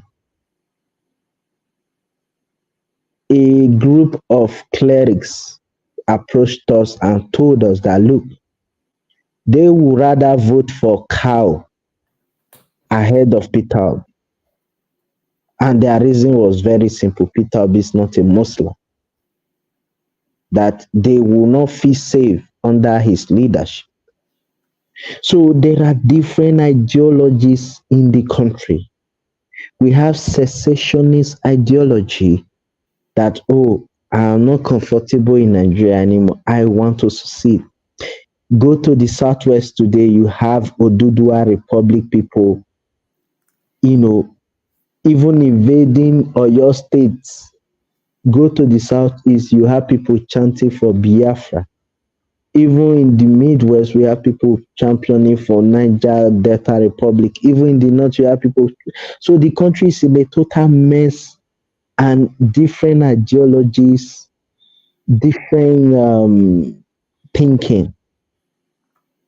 So that is the problem we are having. Different ideology. If you ask for 300 people to come out now for protest, this one will say no, and so this. So it's a mess. That is why I say we must find a way to look for the majority of like minds who think just like us. Because whether we like it or not right now, the majority always carry the day. That is why I say democracy is the tyranny of the majority over the minority. You understand me? That is why you have the people in power try to galvanize people as much as possible to have them by their side. Bad as Hitler was, Hitler still have supporters. We have people who defend Tinubu's government day and night. So it's a whole lot of obstacle that you have to navigate. That is why I think that calling for Nigeria to total shutdown is near impossible. So this is what I think. We must, at this critical time, mass exodus of going to the trenches, talking with our mothers, our fathers. Look at what they did in Senegal. It took them 10 years straight to be able to put Sonko, President Sonko, right? They went to the grassroots, the trenches of the trenches, where in that place, all they know is, are you from my tribe? Are you from my religion? Are you from my dominion? So these are the challenges we have. So And right, so we sorry, Idemudia, we know the challenges. So I think what we should focus on now is how, right, we can bridge that gap, because we need to really brainstorm about how we can bridge that gap of religion and tribe, so that everybody, even though you are still a proud tribesman wherever where you're coming from, the most important thing will be, okay, I know you're from a different tribe, even though I don't like you, but we have a common enemy that we need to fight. Let's come together, put this nonsense aside, fight the common enemy so that we can continue to do superiority of tribe. So okay, I think that we should pay more attention to how we can bridge that gap, as opposed to okay, this is what I think. Can you hear me? they are asking. There's a question for you, Demuja. So there's a question before you go ahead. Okay. Why why are you always championing an alliance with the same unions of Nigeria? So if you can address that question to the person who Okay. asked it, and then you can go Okay. ahead So and the thing is, give us yeah, some solutions. okay. If you look at every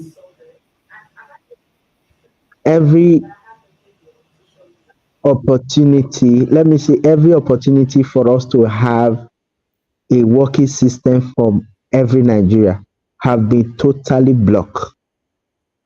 Every loopholes have been blocked. Yesterday, somebody was telling me that there was an account that was created to collect donations from abroad just to bring out people to protest and feed them with water or something. Just for them is just to go and protest. They will do the feeding and all of that. That account was shut down by the CBN, right? So meaning that pull a threat. So what I'm saying is that we can point out people who are good in that midst and used to fight them. For instance, whether you like it or not, Peter Obi is an elite in Nigeria, but you won't know because he identifies with the commoners, right? Peter Obi can easily say, you know what, I don't want to save Nigerians anymore. I want to go to Greece. I want to go to you know, Zanzibar and enjoy myself forever. He have that money. He can go to Anambra State tomorrow and say, look, my pension and my gratuity, give me all. They will give him. I think Soludo was mentioning it that day that P2B gratuity and pension are upping a billion or more than billion, going up to billions of naira. For he left office in 2014, and 2014, if I'm correct, that is almost 10 years now, or going to 11 years. He haven't collected 5 naira, and the money is still there in his name and all of that as a former governor of the state, right? And he haven't asked for it. He haven't anything sent them over. So why I'm championing alliance with them, let's look at the people who is good there and use it to fight the system. That is that for that. So navigating and bridging the gap of whether na my religion, whether my so the thing is the tribalism and the religiosity is deepening, is seeking. To reduce it a bit, I don't know, because most Nigerians are very tribalistic. It's very appalling. You hear something like, don't be my tribe person. But we that have been able to be up here, that know what it means to, be in a big ring with people from different walks of life. I live in Italy. I interact with Germans, Russians, English, whites, Indians. So my view of the world is very different for somebody who stay in Ajegule. Now, how can I impart my thinking faculty or the way I see life to somebody in Ajegule? You have to be nurturing, and you also have to make sure you open their eyes to see the reality that, look, an Igbo man is not your problem. A Yoruba man is not your problem. But the problem we have is the people holding us hostage. You have to create a picture, create a scenario, make them see these things. That was why I went all out for His Excellency PO, because I know that if he was president, he would have bridged that gap. PO, you will see PO in the mosque eating with Muslims. See him with the church dining with Christians. You will even know that he's a Catholic man. So so what you are saying is that people should emulate what Peter Obi is doing. Is that what you're saying? Yes. Okay. Well, you have to draw them closer with love. Right. Okay. Don't let them be afraid of you. For instance, I have a guy who always say, if you see an Eastern man and you see snake, kill the Eastern man before you see the snake. So I doesn't get angered. Moreover, I show him love that, look, I'm your brother. We have the same skin. We breathe the same air. You know, you don't need to kill me. You know, I'm not poisonous. So these things will take time, but I believe that definitely we are going to get it because if you look at the people who voted, right, they are not the enlightened ones, right? It's the people at the low bottom that vote. Okay, right. Oh, I want to play a video, so let's put a pin in that thought for now. I want to play this video. Apparently, there was something that happened with Brekete family. Um, so I want us to hear it together. Everyone, how are you all? Happy Democracy Day. This democracy that we have, I must tell you that a lot of people died for us to have this democracy.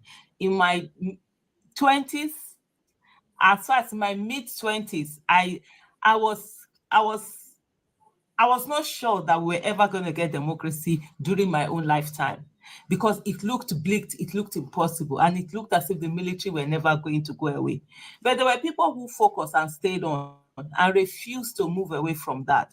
And so please, let's never forget the sacrifices of those people who died for us to have this democracy that we have today.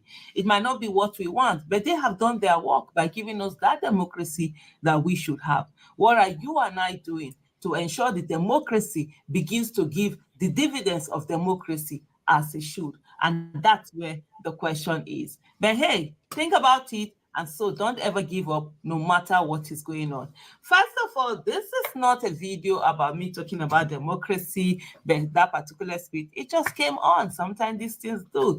I started this video and I'm going to focus on the topic that I came to do, and that's the ordinary President Ahmed Issa taking on the illegitimate President Bola Ahmed Tinubu. And so there were a lot of things he said, and I'm going to allow you watch what he said. So watch. President Ahmed Bola Tinubu, please, this is the ordinary president talking to you. For those who are FUNA, where they close to the president and commander-in-chief of the Federal Republic of Nigeria, take this message to him. That the ordinary president is saying he needs to check the kind of human beings he is bringing in as ministers under his cabinet. That some of them have got criminal records, and he's aware some of them are still under investigation for stealing Nigeria's money. We trusted you. We gave you our vote. With the belief that your government is going to be better than that of President Muhammadu Buhari that tortured us. Not because he was a wicked man, because he wasn't in charge. He had terrible people around him. Today, you are surrounding yourself with another set of terrible human beings. President Bola Ahmed Tinubu, we love you. This is Nigeria. We don't have any other country. Some of our big men have got dual nationalities. We don't have. If I apply today, I'll be given, but I will never. Nigeria is my primary responsibility. President Ahmed Bola Tinubu, it is never too late to get it right. Look around. I don't want you to fail. I don't want you to fail. If you fail, history will have it that you failed yourself and you failed Nigerians. Okay, there you have it. You've heard what he said. And I'm going to look at some of the things that he said. I did take note while he was speaking, for me to look at some of the things that he had mentioned. Of course, he was talking about the message, those who are close to Tinubu should take the message, to Tinubu. And one of the things that he did say was that Tinubu should check the kind of human beings he's bringing in as minister, that some of them have criminal records. So when he says some of them have criminal records, some of them are under investigation for stealing our wealth. Well, the same thing can be said of Tinubu himself. There are criminal records. We have the case of forgery. That's also University of Chicago, even as far back as either 1999 or 2000, within Tinubu's first administration as a governor of Lagos State, there were quite accusation of forgery and all of that, University of Chicago. And we did see also how it played out. There has also been accusation of drug dealing, of him being a drug baron. And there is evidence that he actually had to forfeit the sum of $460,000 to the U.S. government over drug-related, monies that had come in. So if he's talking about crime and all of that, he should also know that then there shouldn't be somebody like Tinubu be president. You can't have somebody like Tinubu you say he's your president, you're loving him and all of those things that you're talking about, and at the same time you're saying to him that he shouldn't put people like him around his office and stuff.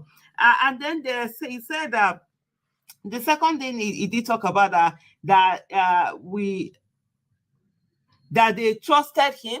And that they believe in him, that he was going to do better than Buhari's disastrous leadership. One of the hypocrisy I find a lot with Nigerians as a people is how we are, when someone is in office, we really don't take him on as much as we should, where people are being political, people are being politically correct, people say that when someone gets out of office, then they have the words that they couldn't say to that person while he was in office. I just find that a bit hypocritical. I might be wrong. Maybe there are places where ordinary President Ahmed Issa had called Buhari a disastrous president while he was in office. I'm not aware of that, and I would really love to be able to see that. But I'm talking of generality of Nigerians, how we are quick to condemn someone, call someone out while the person is out of office. But when that person is in office, when that person should be condemned, when that person should be called out, for that person to change and get back to getting what is best for the country, they never do these things. And it's always, I just find it so hypocritical and cowardly. Honestly, for me, that's the way I look at it. Yes, Buhari was a disaster in office. I have to say it while he's in office and say it while he's out. If I didn't say it while he was in office, then I shouldn't be saying it while he's out of office. But anyway, that is by the way. But one of the things that I also find a bit funny was that Bola Ahmed Tinubu told everyone that he was going to continue from where Buhari had stopped. So I don't understand what the ordinary President Ahmed Issa was talking about when he said they voted for him to give them relief, for him to be better than Buhari, when this man clearly told you he was going to continue where Buhari had stopped. And you're loving him, you're voting for him, you're saying you want this, that. But he told you he was going to continue where Buhari had stopped, and you didn't know that he was going to, the suffering was going to extend, it was going to be worse. He did say he was going to continue where Buhari had stopped. And he said, and then something that he said that Buhari had tortured the people, not because he's wicked, but that he wasn't in charge and he had terrible people around him. I don't believe that. Buhari himself wanted to fail, and he failed absolutely everything that was wrong with that administration. Buhari spearheaded it, corruption, everything. In short, to the fact that Buhari was even teaching us, corruption on what do you call it, what do you call this thing now? On live TV. He did show that corruption. I will try and see. Let me see if I can get that video and put it here.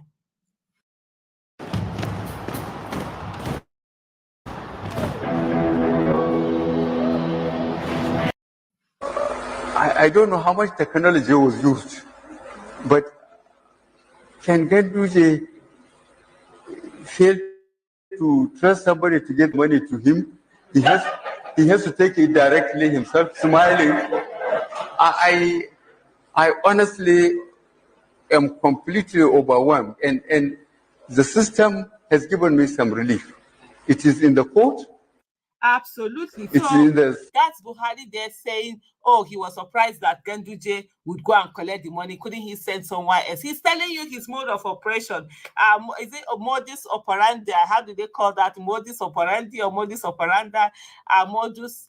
So he's telling you this is his mode of operation. He doesn't do the corruption directly himself, but he gets other people who do the corruption, and he has clean hands. That's what he was implying there. So I don't understand when they're talking about terrible people around Buhari. No, it's not about terrible people around Buhari. Buhari himself was terrible, and he got his fellow terrible people around him. Just like Tinubu today is terrible, and he has gotten his fellow terrible people around him. So let's stop blaming people around whoever is a leader instead of blaming the person who is in charge, because it's the person who is in charge that brought those people in. If you bring in people that will tell you the truth, that will work for the people rather than for you, that can stand up to you, they will do that. But if you bring in people that are going to, just like you, psycho fancy and all of that, the onus absolutely, is going to be on you, and there's nothing. Let's not just go over there. And they talk about where he talks about loving Tinubu. This is his country. He's like, it's never too late to get it right. I don't want you to fail, the way he said he doesn't want to. Of course, anyone failing, it affects the whole nation and everything. But then let's go on again and watch another clip. Please, sir, Your Excellency, sir. The suffering is increasing, and we are ready to endure because we believe there's the need for us to give you enough time for you to right some of the wrongs that were done by former President Muhammadu Buhari and his cabinet, but not for you to drag us into a war that shouldn't happen in the first place. We should think. Ego is a disease. Let us not just say because we are Nigeria, we are the giant of Africa. No, take a look. There are times a dwarf will teach a giant a lesson that he or she will never forget. If you are a Christian, the Holy Bible has it. David and who? A lesson there. Please, Mr. President, I am one of your lovers.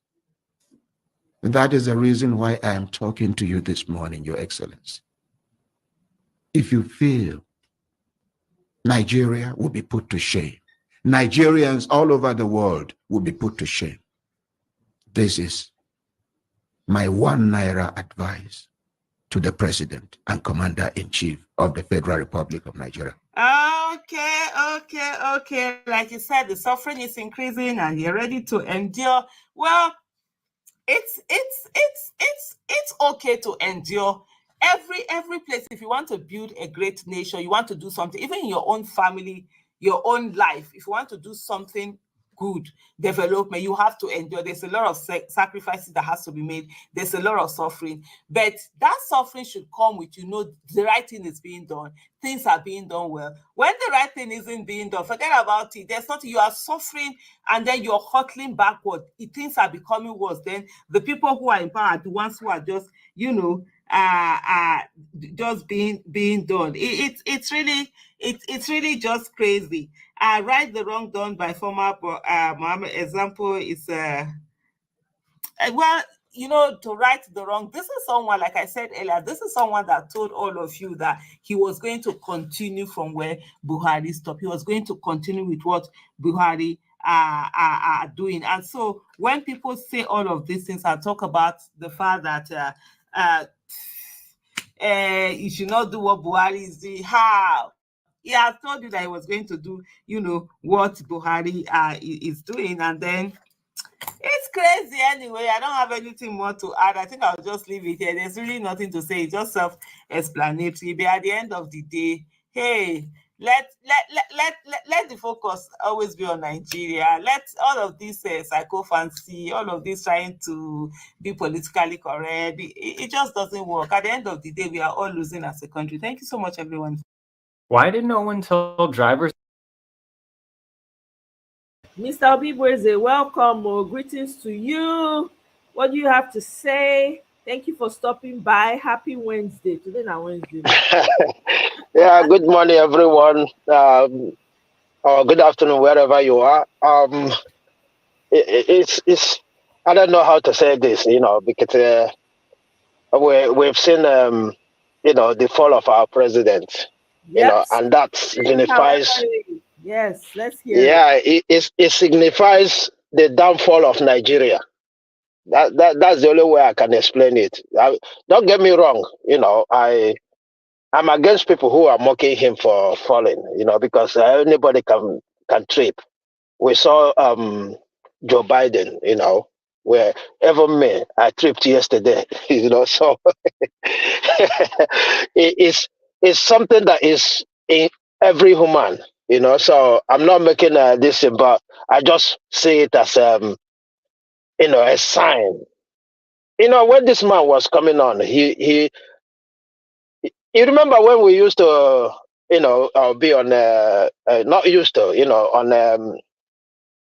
on Niger Watch. You see, during that time, I keep mentioning it to Nigerians. This man publicly said he's going to reduce your purchasing power. He's going to increase the taxes. He told us this. Just like Buhari, I used to compare these two things. Just like when Buhari said from top to bottom. He actually, makes sure that he brings us from top to bottom. I heard our principal saying today that Nigeria is fourth largest economy in Africa from number one. Even Buhari, even when Buhari was there, Nigeria was still number one. So if he told us that he's going to continue from where Buhari stopped, this is exactly what he's doing. And that is why sometimes, I feel like just leave these people, let them suffer this, because all the science was given to them. He said this. He said it by himself. But I had one of the brothers saying, we're not doing this, we're not doing that. Look, let's be realistic. You see, it's like a child. When you have a baby, first of all, you start lying on the back. From there, he starts sitting down. Then he crawls.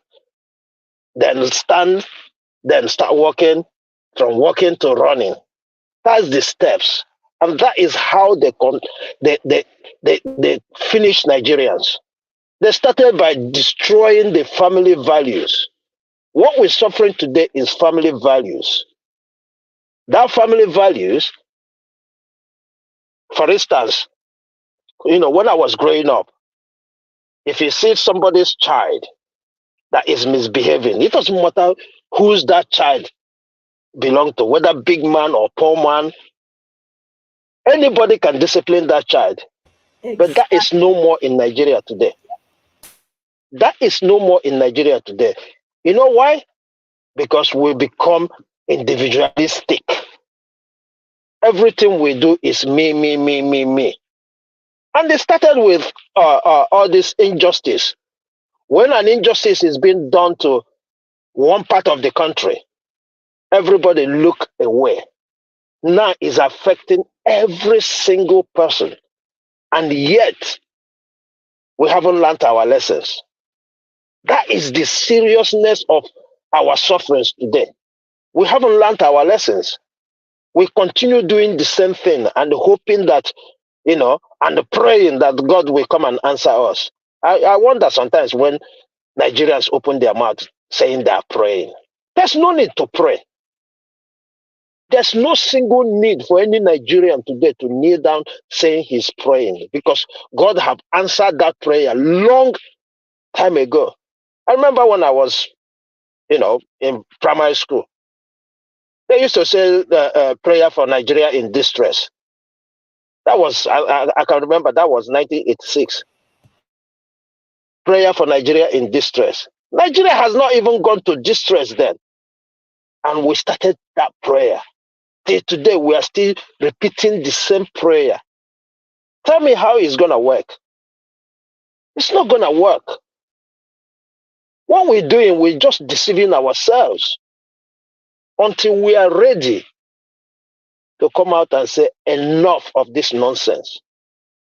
Senegal did it.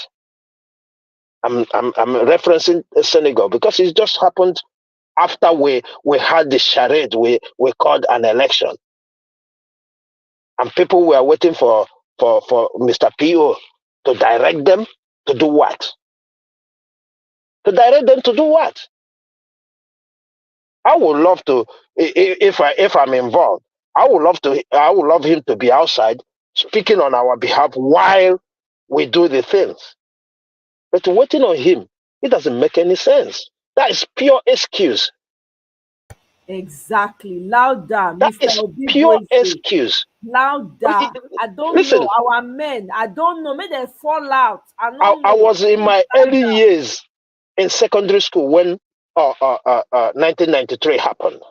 And I participated. I didn't even know what I was doing.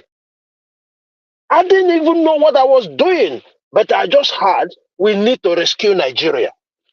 And I went out there to contribute my quota.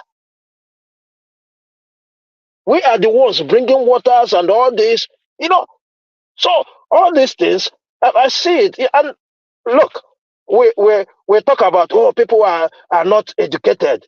Look, I don't believe that people are not educated or are not wise. Even the market women, one of our brother talked about, who did the first, who told the white man the first time in Nigeria that look, and is the about women's riot of 1925. It happened. Those are uneducated women. But they feel the pain. When they feel the pain, they said, no, we can't take this anymore. Our husbands are working, but they can't bring money home to feed us because they've been taxed, overtaxed. And they went out there to say, enough of this nonsense. And guess what? It brought results. And so many examples like that. So the point I'm driving at is we have left our civil responsibilities. I don't want to even mention all these bodies that it is their responsibilities. Because when we see that they are failing, we should take up the mantle. Because when you elect somebody, what you do is you surrendering your power to that person. So if he's not using that power rightly, it is there for you to say, give me back that power. Don't hold it for me. So we cannot continue to give excuses until these people are ready. They suffer the most. Tell me how somebody can collect 30,000 as salary. Tell me. Only transport alone is more than 30,000. That is to tell you why they are not willing to come out. Because all of us are involved in this corruption. Mark my word, all of us are involved in this corruption. You go to any local government, you want to have your ID. Guess what? They ask you to pay. They ask you to pay. Even when the government declare it is free. I had that experience when I went to Nigeria last time. They told me for me to do my ID. That when it got to my turn, they look at me. They knew because I had my boy. They didn't speak. They said, "Oh, this one he must have money." The next thing they told me, "Oh, the paper finished." I stood my ground. I said, "Nobody will do it. The government says it's free. Go and print that paper and bring it here. Guess what? The people that were behind me, they nearly beat me up. Saying, if you don't have money to do it, just get out. Everybody was shouting. And I said to them, I'm not going to respond to anybody, but if anybody touches me here, that's the end of this place. Then they backed off. That is how I stood my ground. One of their boss came out and asked me to come with him. I said, I'm not coming with you until you get that paper out. Because what you're trying to do is to take me out of the queue, then you tell me nonsense and I go home. I've been here since 5 a.m. just to make sure that I do this today. So this is the story of Nigeria.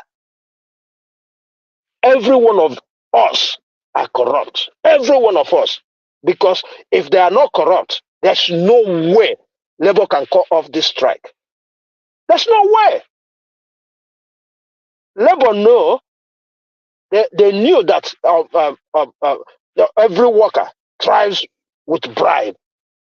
What have they done about it? What have Labour done about it? Because if you don't pay somebody well, the tendency for that person to get corrupt is there. And that is where everything collapses. If you stop these people from taking bribe today, you see Labour stand up and say, look, we cannot. Because obviously they cannot. 30,000 cannot transport you for a good 1 month. It is impossible. And that is why we are seeing what we see. So my solution is, if we are real serious, we need to stand up. Like you rightly said, Omoye, he said, where are the men? I wonder, because somebody like me, if I'm in Nigeria, man, I would have been dead. Because I can't take this. It's even easier for me, for somebody to tell me where I'm living today, that go back home. What are you doing here? Than for me to be in street of Lagos and they treat me as if I'm a foreigner. That's how bad I feel. That's how bad I feel about Nigeria.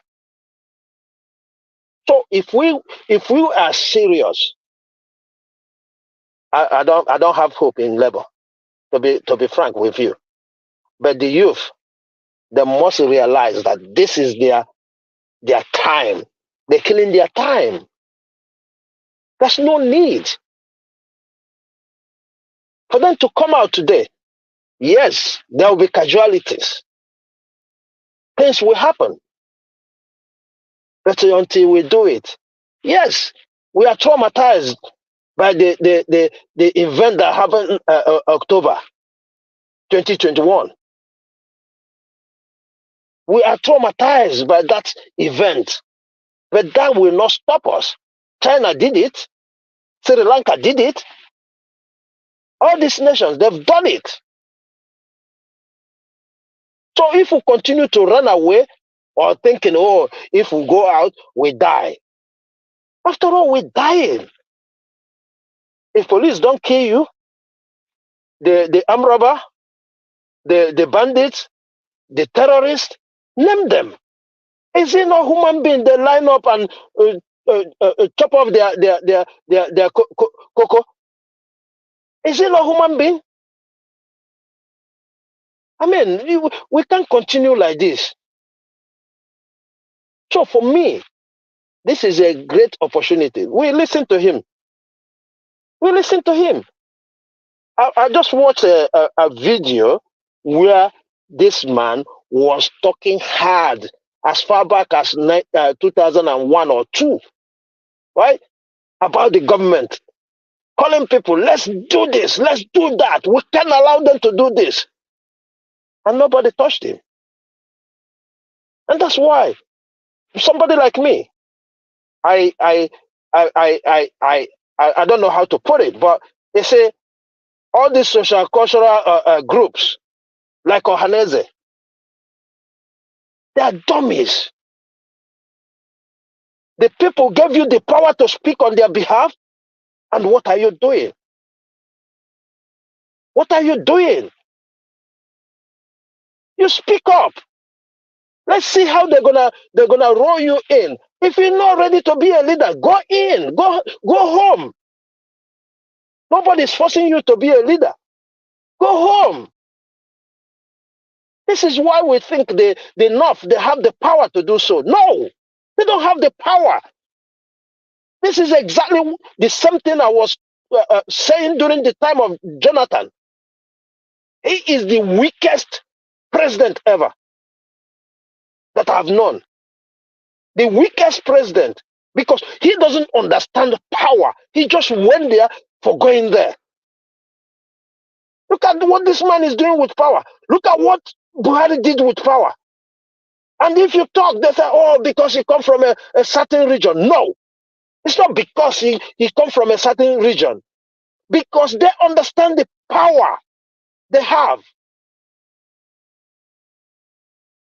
If Tinubu says today, listen, I'm going to change Nigeria, the system, I'm going to make it regional, nobody can stop him. Nobody.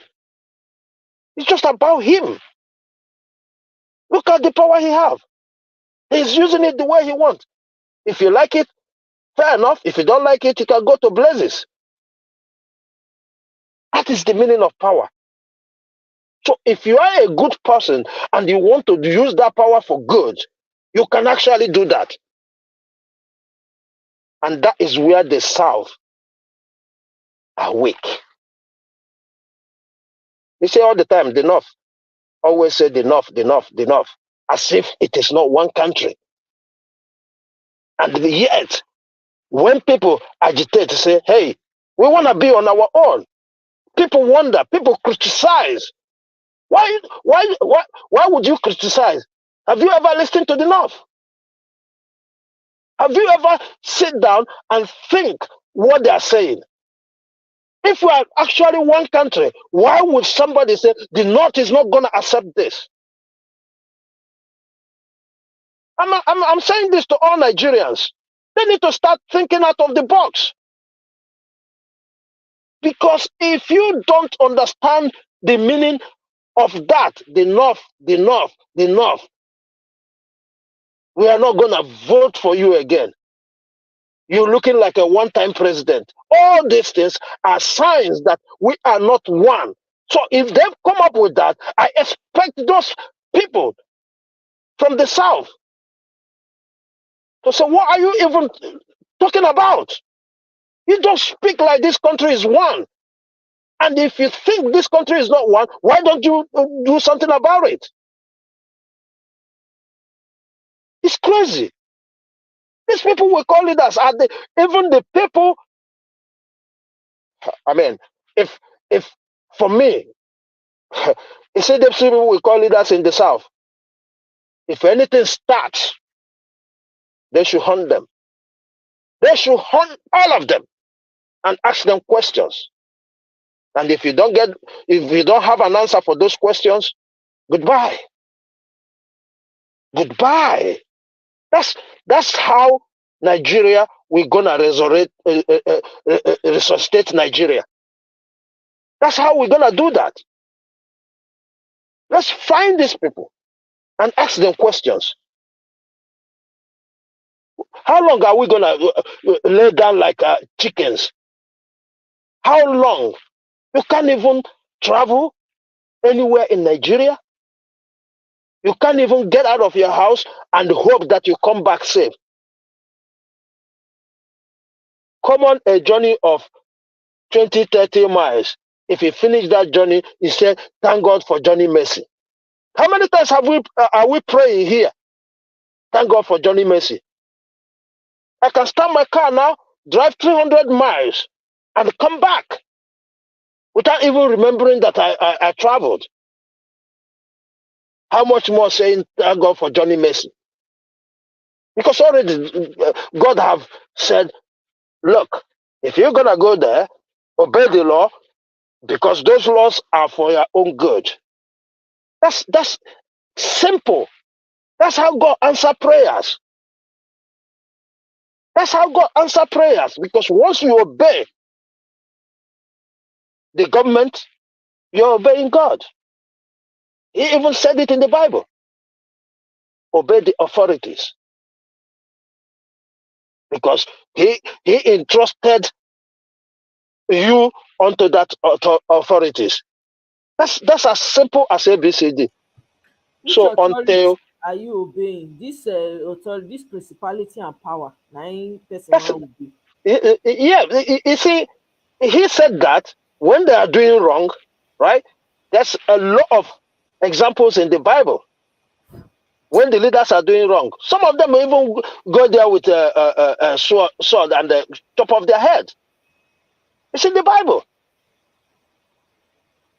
So when they say obey the authorities, yes, he knows that he instituted them to do the right thing. But if they don't do the right thing, take the fight on your hand. Does he not lead Israel to so many wars among themselves, among their leaders? He did. So when he said obey the authorities, he knows why he's saying that, because those authorities were supposed to organize things, make things work. Mr. Bigboy, Abemo will leave religion out of him, because I mean, you just carry us enter another. No. I'm just giving those ones who think they are religious the insight. You know, because if you are religious, you should be able to understand the power of that religion, how it works. If you don't, forget it. So, my sister, the cocoa we are having today is the men are not there. The youth, I don't even know if we have the youth anymore in Nigeria. I don't. Go and check all the people that fought in during the military. Most of them are young men and women. Most of them are in their youth, in their 20s, in their 30s. The likes of Patrick Tommy, they were there. How old do we think he was then? So all these things is because we have not followed those footpaths those people laid down. And one mistake they did was after that, they thought, oh, we've restored power from the military, it's going to be Uhuru. Look at where we found ourselves today. And my anger is 70% of those people who restored power from the military are the ones doing all these things. It's so annoying. I don't know how to say it. You know, for a while now, I just say, look, I need to back off a little bit because it's affecting my mental health. It's really affecting my mental health. So if I make sure my family eats, I say to blazes. I don't know how we can push these people now to think this is not going well. And they're hoping that 2027 they're gonna do obedient and go and win. Forget it. There will be no election 2027. It's a complete. Okay, madam, let me shock you, right? You see what happened in Imo State and the Kogi State? Yeah. Yeah? And Rivers State too. No, let's forget about Rivers, right? Why I say let's forget about Rivers? That day, it was national election, so not much. You know, many people don't take that much account. But what happened in Kogi State and Imo State was well documented. Well documented that, look, out of 27 local governments, Uzodinjo, right? 125 out of 27. Written, completely written. Look, the INEC did the same thing they did against Mr. Pio, right? Not releasing the documents for them to challenge. And all these shenanigans happened. That's why I call it a testing ground. This is exact. They just tried it, see if anybody is going to resist them. Me, I was even shocked. The Imolites, they kept short. They kept short. That's why sometimes, people think, we're putting people by level. I guarantee you, such will not happen in Anambra State. It will not happen. You know why I'm saying this? Look at the insecurity in Southeast, right? When Soludo came on, Soludo tried to bring the military. And who in Anambra State called him and said, listen, don't. I can give you one example of the men who called him. Innocent said, if you bring the military here, I'm moving this company away from Anambra State. That is the power of the people. That is the power of the people. And that is why I'm questioning all these people who are heavy investors in Imo State. What is their role? What is their role? Obi, is it not a Cubana, what's the corner? Cubana something. Chief priest. Chief priest. That one is a Yahoo sister. That even, for me, those people doesn't count. Okay. You know the likes of people I'm talking about, right? Right. When I was growing up, I used to hear about Iwanyangu, right? He's supposed to be a powerful man in Imo State. And that's why I'm calling and asking, what did he do with his money? Did he not invest in Imo State? Did he not? If he didn't invest in Imo State, then a shame. It's a shame. Because I'm sure if we have solid business, what is happening in Imo State wouldn't be happening. That is a pure fact. If he invested in Imo State and employed people, because it's easy for the likes of Innocent to say, hey, I moved this here. Then Soludo sit back and say, hey, if he move this company away from here, right? Because he said, even Ogun State, I can take it there. It's even closer to my customers that come from other African countries. Closer to seaport if I'm going to ship it. So he have to think, okay, if he move this company, all these people that will lose their job, what am I going to do with them? And then he think twice. This is the power of the people. And it's a shame the likes of Iwanyang have nothing like that. Look at the day he went to talk about Nnamdi Kanu to Tinubu. Look at how he's begging. Begging for what? Speak. Speak. The people are behind you. Speak. It's just a shame. You know, sometimes when I speak about Nigeria, I get emotional. Because what is happening shouldn't be happening. We have the tools, we have everything to stop these people, but we're neglecting them. We neglected every tools we have to silence these people. Look at the people who call themselves industrialists. Why wouldn't they come out say, hey, listen, I think they got a association they call MAN or something like that. Why wouldn't they say, hey, if you're not going to do this or that, we shut down. This is private businesses.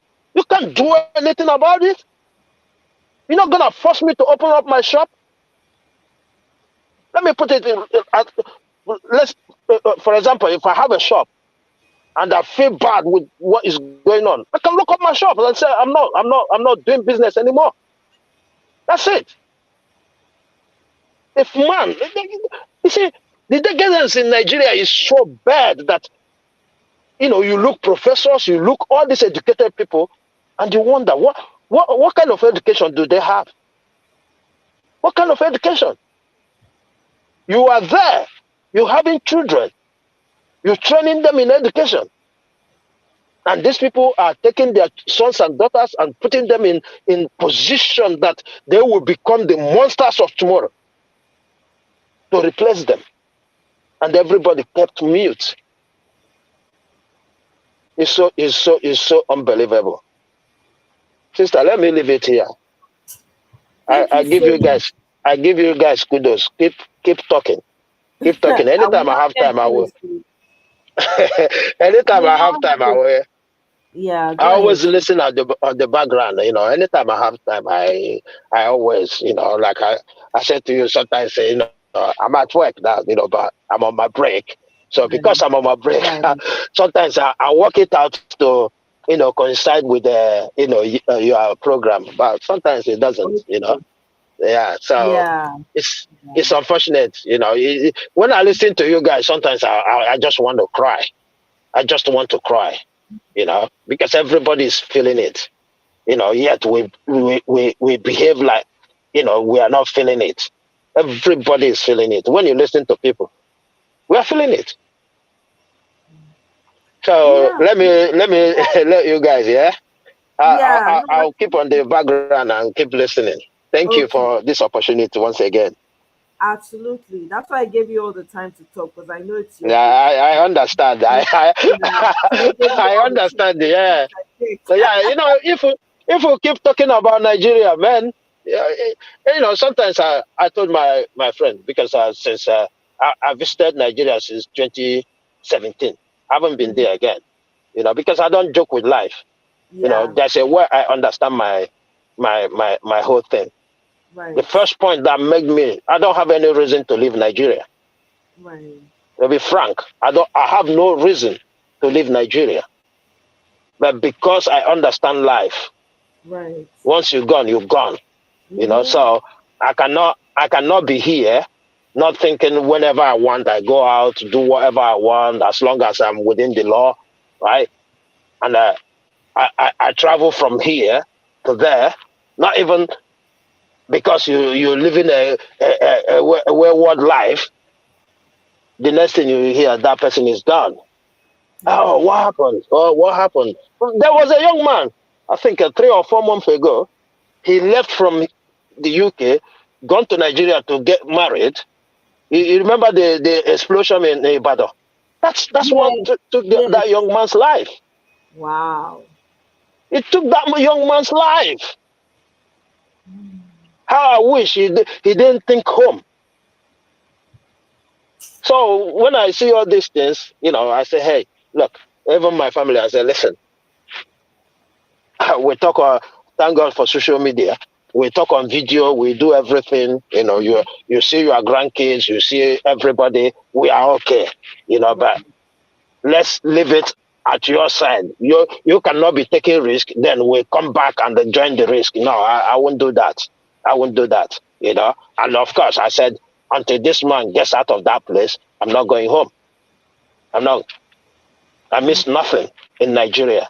Yes, I can say I miss my people, I miss the food, but when it comes to life, I miss nothing. Because you have to be alive to meet your people, you have to be alive to eat, you have to be alive to do whatever you want to do. Absolutely. So that is the ultimate for me. So thank you once again. I appreciate you, Mr. Bigweze. Thank you so much for coming. I really You're do. welcome. You're welcome. Thank you. Yeah, we're gonna keep talking, gonna keep pushing. Hopefully, it will stir the necessary anger, and the necessary thing will be done. You know. So, my people, I have another video that I want to play, and then we're gonna start wrapping it up for tonight. Let me see.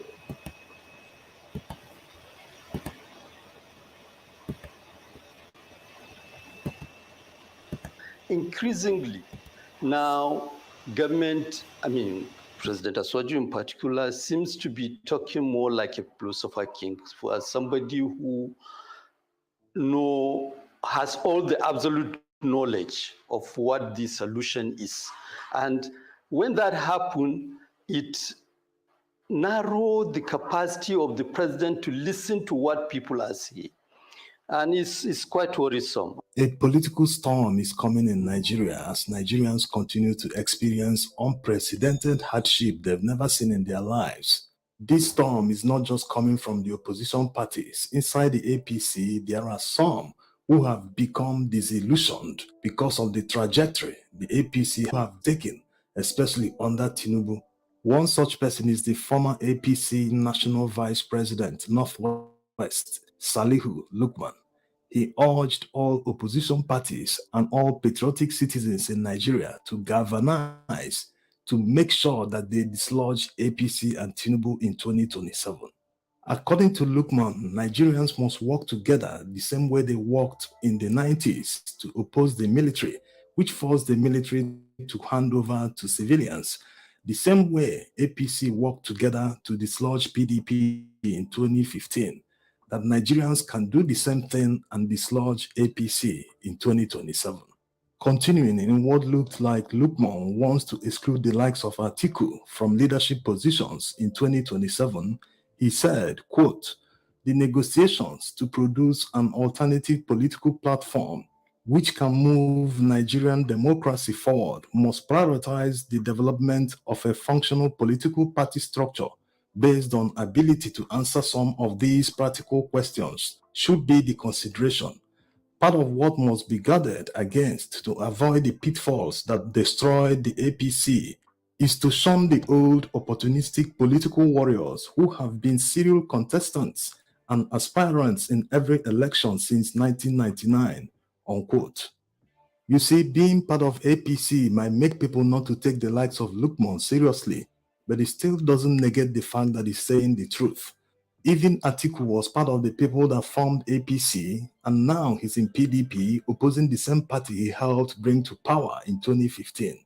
So the most important thing for people to look at is that anyone that is opposing the current government should be seen as a friend, not as a foe. If you look at how the APC came to power in 2015, you will agree that the current opposition parties are not doing enough. By now, they must have started galvanizing people, even openly campaigning in the streets of Nigeria, calling out all the sins of APC, especially under the current administration.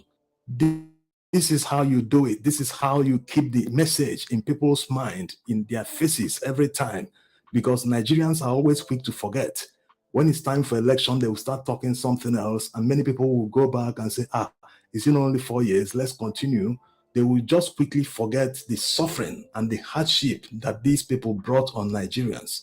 So the opposition parties must unite. It's a pity that PDP keeps campaigning on their own, saying that Nigerians want PDP, saying that everyone should come back to PDP. Like they said the other day, one called P2B to come back to PDP, even their chairman.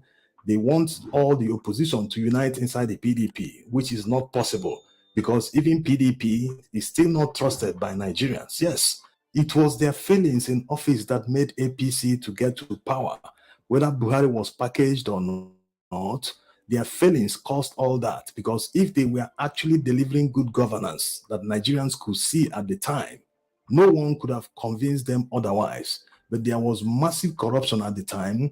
Nigeria actually had an oil boom, but by December of 2014, the federal government under the PDP, led by Goodluck Jonathan, had already started borrowing money to pay salaries. Also, No offense, but if you still think stocks, real estate, or crypto are the best passive income investments.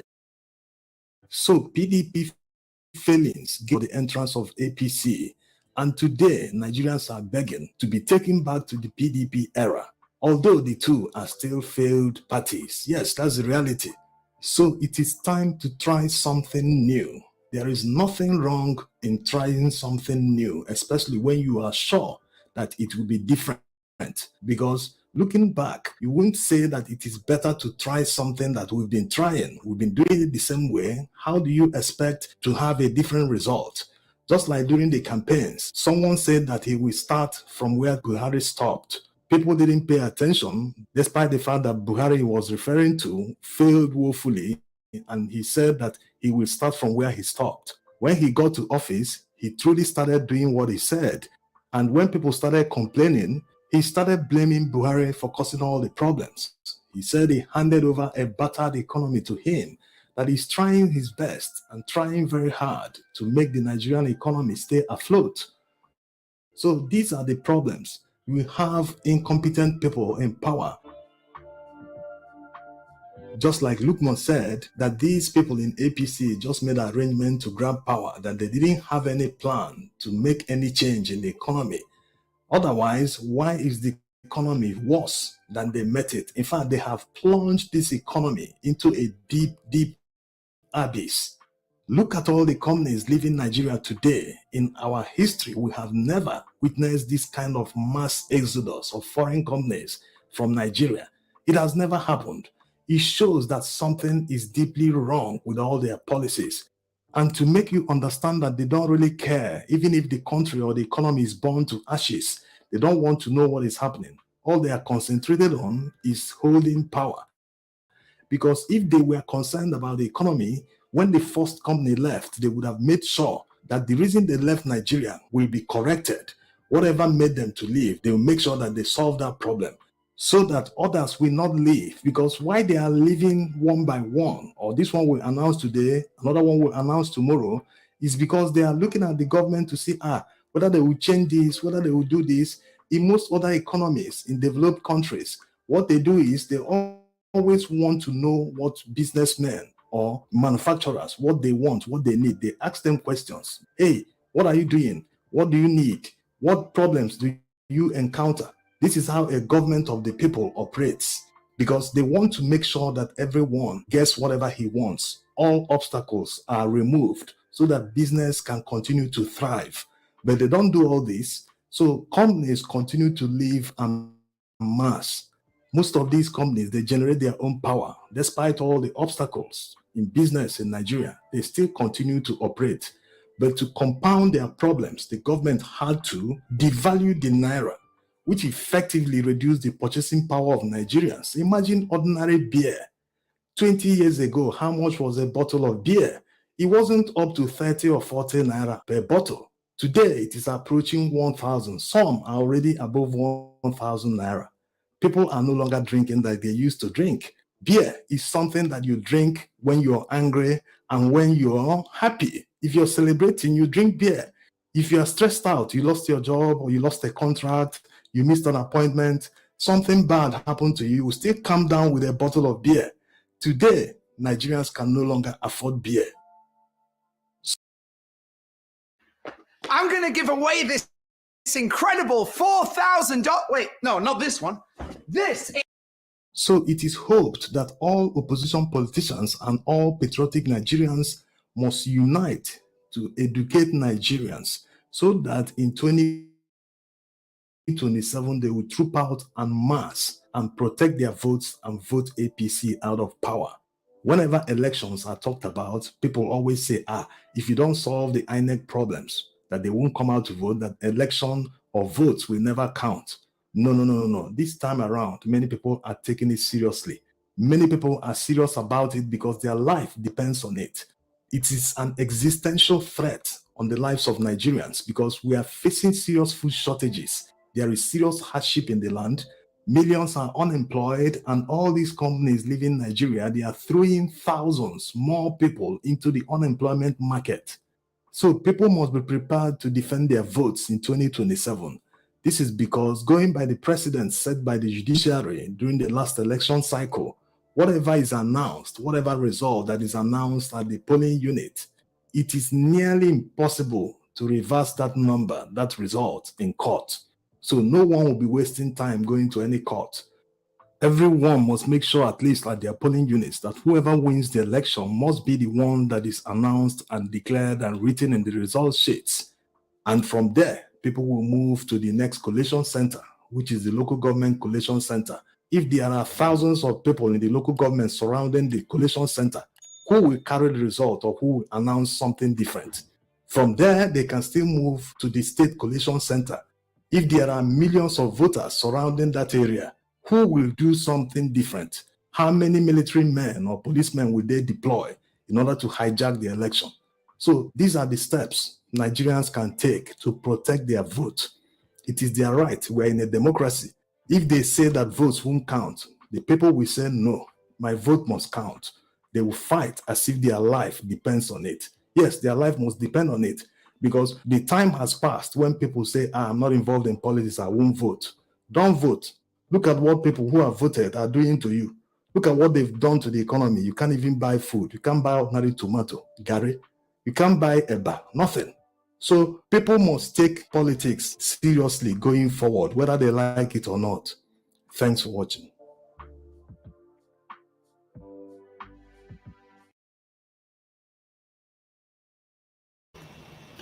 So that's it for me. Final thoughts. Ify, let's have your final thoughts and wrap this up. Oh. Ify, are you there? Okay. Idemudia, are you there? Let's have your final thoughts. You may unmute your mic and speak.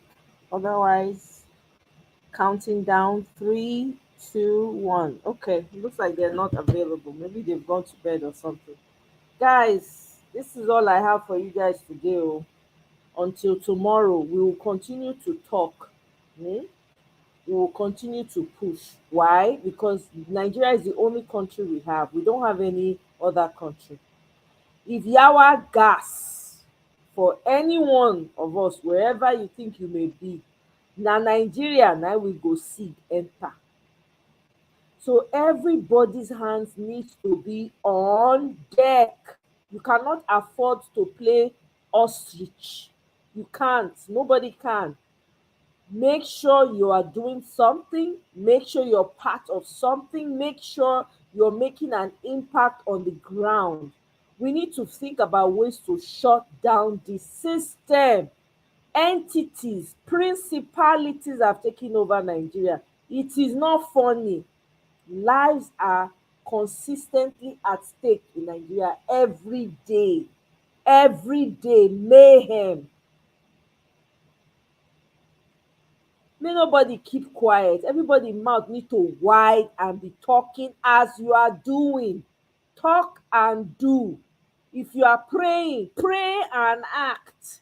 It shouldn't just be about talking, praying alone. You people have been praying for over God knows how long. Still, nothing has changed. That one supposed to tell una say all that time you've been doing something fantastically wrong. Okay, we need to borrow ourselves sense. If you don't have courage, go and borrow courage. If you don't have the fight, go and find fight to borrow, because you are in for a fight of your life. You may think it's not affecting you. You think you're far away from it. You think, oh, it's not going to happen. It's turn by turn. So I leave you with that. To each everybody, do your part. As far as you're in Nigeria, do not be caught sleeping. Anyway, Neka, thank you for stopping by. Kene, everybody, highly favored.